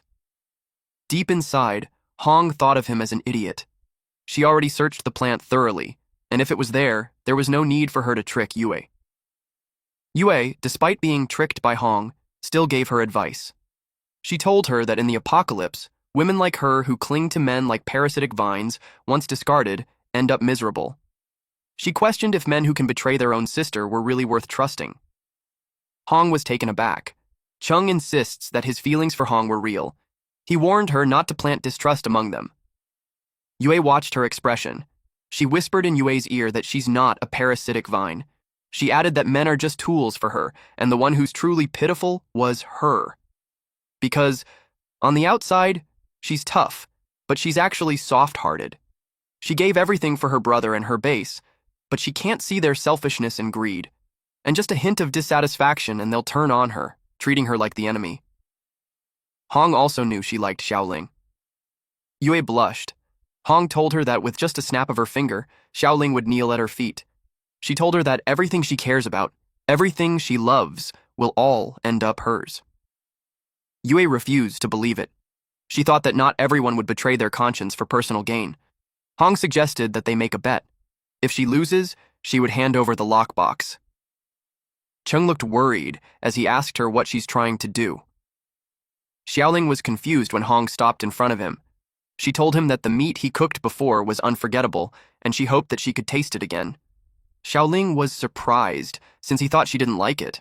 She asked him how that was possible. Then she told him that if he's willing to leave Yue and join them, she will let him stay in the base as their chef. She activated her powers and made Xiaoling's eye glow in pink. He was silent. Hong knew that even ability users show weakness in desperate times. And the moment their will cracks, her mental powers can take over. She wants him to be her prisoner. Unexpectedly, Xiaoling told her to stop lying. She was taken aback while Yue seemed pleased. He told her that he knew she was the one leaving a bad review last time. He found the evaluation sheet right outside her door. Hong was surprised that he resisted her control. She thought he was an idiot, But surprisingly, his will was unbelievably strong. Chung yelled that they couldn't let him live. He insists that the man must die that day. He reasoned that they don't know yet what his ability was, so if they let him stay, he'll be a huge threat. But deep inside, he doesn't want there to be another ability user in the base except for him. He tapped the gun in Yue's head, and he looked away for a second. Yue grabbed the arms of Chung's friends and threw them on the ground. Chung was shocked, even more when Yue charges at him using her head. He dropped the remote. Hong ordered them not to let Yue get to the remote. Yue and Chung raised to get it. When she saw Chung would get to it first, she elbowed his jaw. Then she reached for the remote. She rolled and eventually got it. Chung tried to stand up, but Yue stepped on him. She grabbed the dagger. She warned everyone to drop their gun, otherwise she'll kill him. Xiaoling praised her great work. He smirked with confidence. Bloodline suppression never lied, and he knew it gave him the upper hand. This fight was already decided. He could win it in his sleep. Chung yelled that she couldn't kill him because she's his brother. She called him an ungrateful snake and declared that from then on she's no longer his sister. Chung sought help from Hong and Jian. Hong was annoyed with him since he's ruining everything. Jian wasn't threatened, though. He pointed out that he's her brother and not his, so she could kill him as she pleased. Chung felt betrayed. In Yue's head, he called him a despicable bastard. Something moved very fast, and it wrapped Jian's female teammate in spiderweb and pulled her away. Xiaoling asked what was wrong. It also caught Hong's attention. Yue seemed to notice it too. Jian asked what that was. They heard a loud sound. Everyone watched and anticipated the direction of the sound. Someone asked if it was a zombie, but it sounded huge for a zombie. Jian replied that he doesn't care what it was. He could just blast it away. He opened fire. His men did the same. They concentrated on firing despite not knowing what it was. It continued, and nothing happened. The area was filled with dark smoke. The sound was gone, so they thought that it was already dead. The creature moved quickly through the dark smoke and slashed Jian's friends one by one. They bled and died. It was caused by a large spider, and it looked terrifying. They were all alarmed upon seeing that mutated spider. They were so scared, they couldn't fathom that a mutant spider could really grow that big. Xiaoling yelled at them that it wasn't just an ordinary mutated creature. He knew it was a predator. Unlike typical mutants, predators don't just eat humans, they also hunt zombies and other mutants. They absorb their power to grow stronger. In his past lives, predators didn't appear that early. He wondered why it happened this early on. He wondered if it was a chain reaction from binding the system.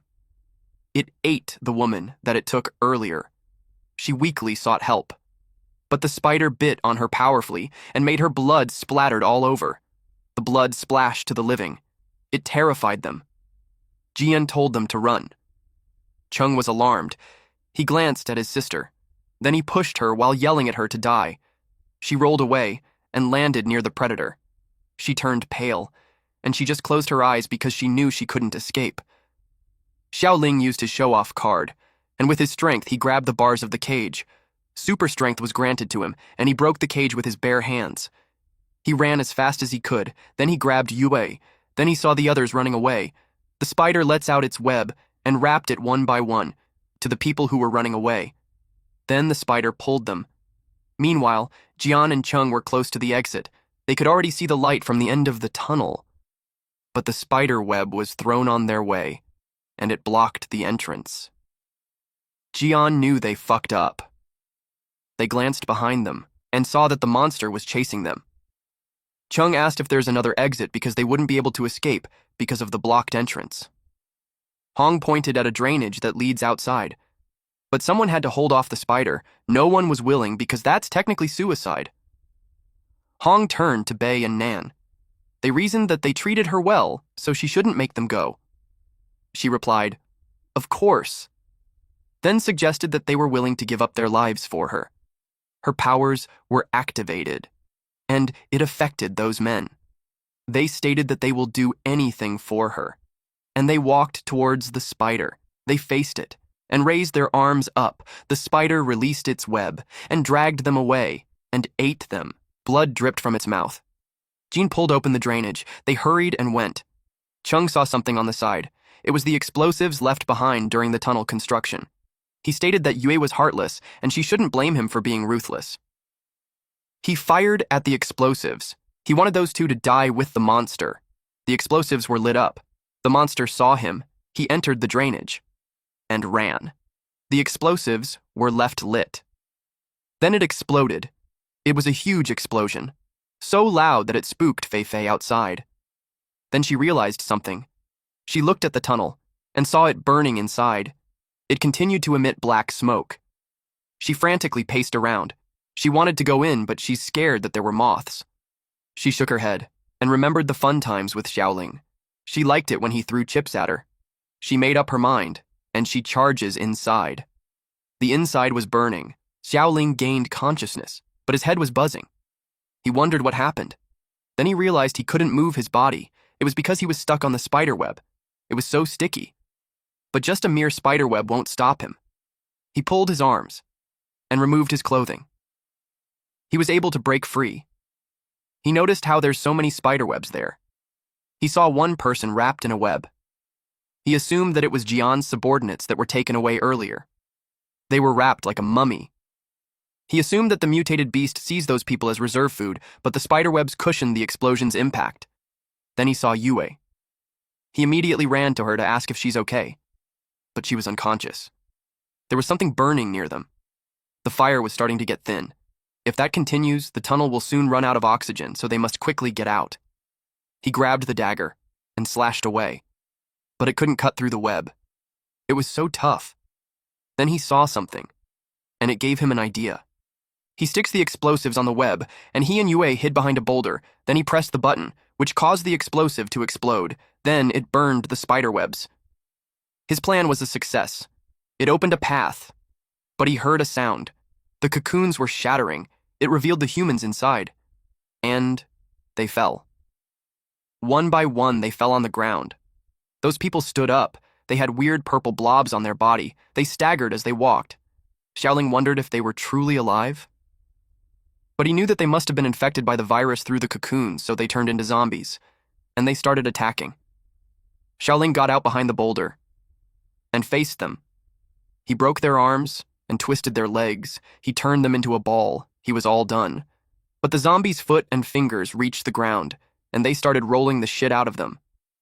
It was funny how it mutated into an abnormal type and chased Xiaoling. Eventually, it was able to untangle its arms and legs, and it crawled upside down towards him. He grabbed Yue and ran as fast as he could. He realized that they don't have nerves, so culinary massage was useless to them. The tunnel started to crumble. After 2 explosions, it won't hold up anymore. And there were zombies behind them. He wished Fei Fei was there. He could imagine her dealing with those zombies. He decided to deal with those zombies first and find a way out. He put Yue on the side. Then he retrieved some items in his storage space. He took a gallon of oil. The zombie came after them.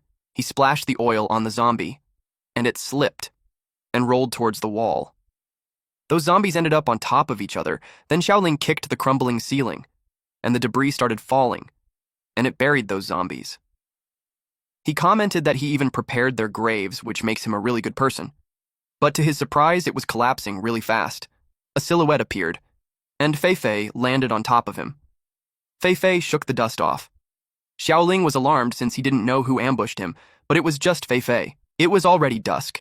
They rode the camper van. The moon was already out. Once that full moon was up, the danger level would increase. Xiaoling knew they had to get off the mountain fast. He wondered if Chung's crew had made it back to the steel factory. Yue groaned. Xiaoling touched her forehead. It was hot. He stopped the camper van. He knew that a fever was the first sign of turning. He wondered if she got infected like the others. He noticed something on her back. He inspected it and saw that it was a zombie bite mark, but it didn't look fresh. He had a thought. Eventually, it had turned dark. Yue's friends were getting worried since they weren't back yet. They hoped that nothing had happened. The short-haired girl believed that with Xiaoling around, they wouldn't be scared of a few zombies. They eventually saw the car. It stopped at the entrance. Chung waved at them. They wondered why there was only a single car. They asked where Xiaoling and Fei Fei were. Chung replied that they ran into a mutated creature on the road and they went off the mountain with the car. He told them that his sister was badly hurt, so they had to let them in. They immediately opened the gate when they heard that. But then they remembered that Yue told them not to enter the gate unless they saw her with their own eyes. They told Chung that they wanted to see her. Hong and him looked at each other. Chung asked if they don't trust him. Hong added that Yue lost so much blood and had fainted, and any more delay will endanger her life. The blue-haired woman took her gun and replied that if Yue was really in the car, there was no reason for them not to see her. They were acting suspicious. The short-haired woman told the blue-haired woman to stay there while she goes to get more people. Jian peeked on the sunroof and insisted that they open the gate. They saw him and they immediately knew to hit the alarm, but Jian took out his cannon and fired at them. The woman was almost at the alarm, but the explosion happened first. They were blasted away. Then the people on the ground crawled in towards the entrance. They placed the explosives and lit it. It caused another explosion, and the entrance was blown open. They rejoiced because they had already claimed the steel factory. Yui's friends were down on the ground. Chung looked at them in horror. Jian asked him what he's staring at. He pointed out that he doesn't seem very happy. Hong replied that it was nonsense. She explained that Chung was just surprised at how things went smoothly and was overjoyed for a moment. Jian told him to go in and claim the prize. He started the car and drove in. Meanwhile, the zombies started moving towards the steel factory. The citizens asked who they were. They grabbed the women, and they gathered everyone at the center. Jian asked if everyone's there. His subordinate replied that no one was missing. The citizens got mad at Chung for selling them out. They knew Yue won't let him get away when she comes back. Jian asked them if they still think Yue would come back. They asked what he meant. They realized that Chung conspired with others and harmed his own sister. They questioned his humanity. That man was kicked down to the ground by Jian's subordinates. Chung stated that Yue was dead, and from then on, he's the only boss in the steel factory. He told them that as long as they kneeled down and called him boss, he would let them stay there. Otherwise, they will be thrown out. The citizens looked at each other as if they were lost on what to do. A wooden stick hits the ground, and the old woman approaches Chen without saying anything. Chung asked her if she's the oldest one. He wanted her to set an example for everyone. Everyone was worried for Grandma. She pursed her lips and spat in Chung's face.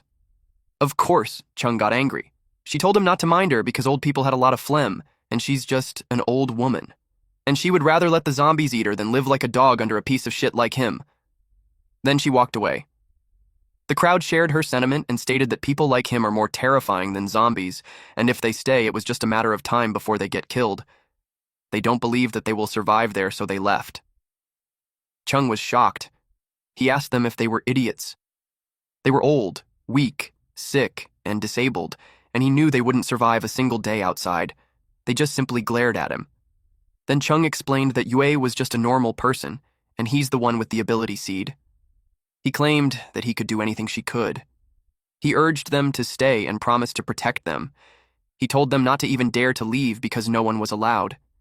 He yelled that he's the boss, so they have to listen to him. Hong told them that they can leave, but they can't take anything from the base. Then she asked Liu to hand over the keys to the warehouse. He asked if he could stay if he gave her the keys. They couldn't believe him. They called him a spineless worm. They were so disappointed, especially since Yue trusted him so much, but he doesn't think that way, since he felt that he's just a janitor with keys and not someone with authority. In addition to that, it was a full moon, and he expected that the outside would swarm with zombies. He admitted that he doesn't want to go out there and die. He told Hong that he always managed the supplies for the steel factory, and no one knows the place better than him. He stated that he's willing to hand over the keys in exchange for a place to stay. He took something out from his pocket. Then he charges at Hong while calling her bitch. He knew she was no good from the start, and he wanted to avenge Yue. He was about to kick her, but he was counterattacked. They got worried for old Liu. He called her devil. Her nails were super long, and she used it to pick up the key from the ground. She was amused that he didn't think that she would be prepared for a bastard like him. She now has the keys. She looked proud of herself, while Chung couldn't fathom what he saw. She replied that it was a weapon. She stated that the apocalypse was dangerous, so a weak little woman like he would need self-defense. Jian tapped Chung's shoulder and told him that when he gave them a way out, they didn't appreciate it. So he suggested that disobedient things are useless to keep around. The steel factory was up in flames. Jian's men kept firing. The people ran while calling them murderers. The factory became a lake of blood. Lots of them died in their own pool of blood. Chung told them to stop it. He yelled that if he killed them all, the place would just be an empty shell. He claimed that in order to grow, the base needs people. Jean replied that it wasn't like that, because they were there. Jean asked him if he wanted to join them. He replied no. Jean replied that it was a relief. Then he told Chung to kneel down and call him boss. Chung looked at him in horror. Meanwhile, a man ran as fast as he could. He pointed that the garage was just ahead, and once they got in the car, they could escape. They assisted Grandma and told her to hang in there. The middle-aged man carried old Liu on his back. He promised him that they would go fishing after the apocalypse ends, so he better not die. Suddenly, a woman was yanked through the hood of her clothes. They got worried for her. She told them to just run and not mind her. The man threw him on the ground, and they looked at her pervertly, saying that she's pretty hot. Their boss told them that they could do whatever they wanted with the people in there. She looked at them in horror while asking what they're doing. One of them shared that letting those two girls escape last time gave him blue balls, but this time, he'll have some fun. He wondered how many of them she could handle. She was so scared. They grabbed her arm and ripped her clothes. Unexpectedly, a block hits the assailant's head. They all turned to who it was. It was the man that was always with her. He kept hitting the man with the brick and yelled that he'd fight them to death. The woman who was ushering Grandma also punched them. She yelled to kill those motherless bastards. Even Grandma fought back. She hit them with her wooden stick. Lee felt relieved. The middle-aged man tackled one of the assailants and punched him. He decided to stop running. He knew Yue and the others worked so hard to build the place, so even if he dies, he promised to die defending it. Everyone else agreed. They decided that if they're going down, they would take them with them. Everyone unites. Jian's men commented that those people were crazy, and they started shooting. They were surprised when zombies bit them. It was a gruesome scene. They saw a horde coming. It was a full moon horde, and they entered through the blasted gate. Jian's men were grabbed. Some kept shooting to fend for themselves. They kept firing as the horde approached. The middle-aged man told them to run while he held them off. The zombies kept going, even when shot. It bit the middle-aged man's gun. Unexpectedly, Fei Fei jumped in and kicked the zombie away. She hit the zombies one after another. She kept going. Eventually, the camper van arrived. Xiaoling parked it. He was confused why there's so many zombies. People were relieved to see him. Jian asked Chung what he's staring at. He told him to hurry up since his patience was running thin. Chung argued that it wasn't what they agreed on. He told him that he was the one who brought him in and he's the ability's seed. Jian kicked his shin, which made him fall to his knees. Then Jian stated that an unawakened ability seed is the same as a useless piece of shit. He told him that he talked about it all day, and yet he still hid behind a woman. Then he stated that Xiaoling was right about him, that he's just a parasite living off his sister, and he actually thought he was hot shit. He added that he's not a fool like Yue, so if he wanted to roll with him, he'd have to know who his daddy was. Jian was stepping on Chung's head, while Chung couldn't believe what was happening. He thought that if he's still someone's subordinate, then there was no point in betraying Yue and the base. He cursed in his head. Then they heard the loud noise, and Jean's men screaming that the zombies were there. The creepy zombies ran towards them. Jean was surprised to see so many zombies. He asked them if they blocked the main gate. His subordinates replied that they did, but they didn't expect those wooden planks to be so flimsy. He called them morons and told them that full moon zombies are much stronger than usual, and wooden planks are fucking useless. They told them to hurry up and bring the explosives. Suddenly, something moved at the speed of light, and those men were slashed. Yan was surprised. He was hit on the chest, too. A silhouette of a woman appeared behind him. He coughed while bleeding so badly. It was Hong. She slashed them using her long fingernails. He asked her why.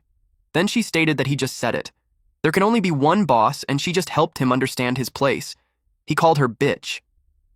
Chung was so proud of her, but deep inside she thought of him as another moron. He kicked Jian while calling him a backstabbing dog.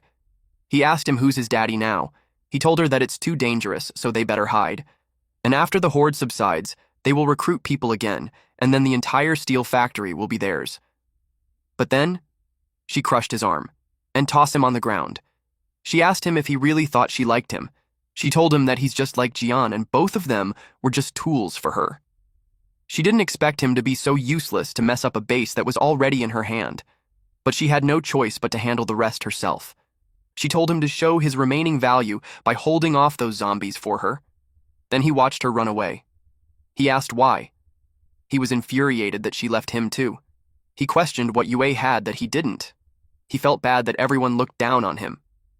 A zombie then bit Jian's subordinate, and more zombies charged in. Jian watched it happen. He called Chung to save him. He told him that he had tons of explosives outside, and as long as he gets him out of there, he will recognize him as the boss, and he will give him all the explosives too. Chung was quiet, though. He glanced at him. Then he approached him. He wanted assurance that he wouldn't lie to him again. Jian promised that he wouldn't, and that as long as they both survive, he will acknowledge him as his daddy and follow every command. Chung smirked and told him that he'll give him a chance. He grabbed him on his neck and lifted him in the air. Jian cursed at him. Chung reminded him that he just said that he was his only daddy. He tightened his grip and asked where the explosives were, but Jian refused to tell him unless he took him with him. He tightened the grip even more. Then he released flames on his fingers. Jian complained that it was so hot. He was on fire. He yelled at him to let him go. Chung was surprised to see his fire-type ability. He rejoiced that he finally awakened. Jian promised to tell him everything if he lets him go. Chung told him that he doesn't need him anymore and told him to die. He burned him. Jian's head was engulfed with flames. Then the fire spread all throughout his body. He was roasted to death. Chung threw him away. Then he sped off toward the zombies. He blasted them with fire. The zombies burned. The fire spread among the zombies. In an instant, they were gone. Chung walked away afterwards. He was happy to learn the powers of an ability user. He laughed out loud. He was so happy. Those people who looked down on him, Jian and Hong, he'll make sure they will regret it.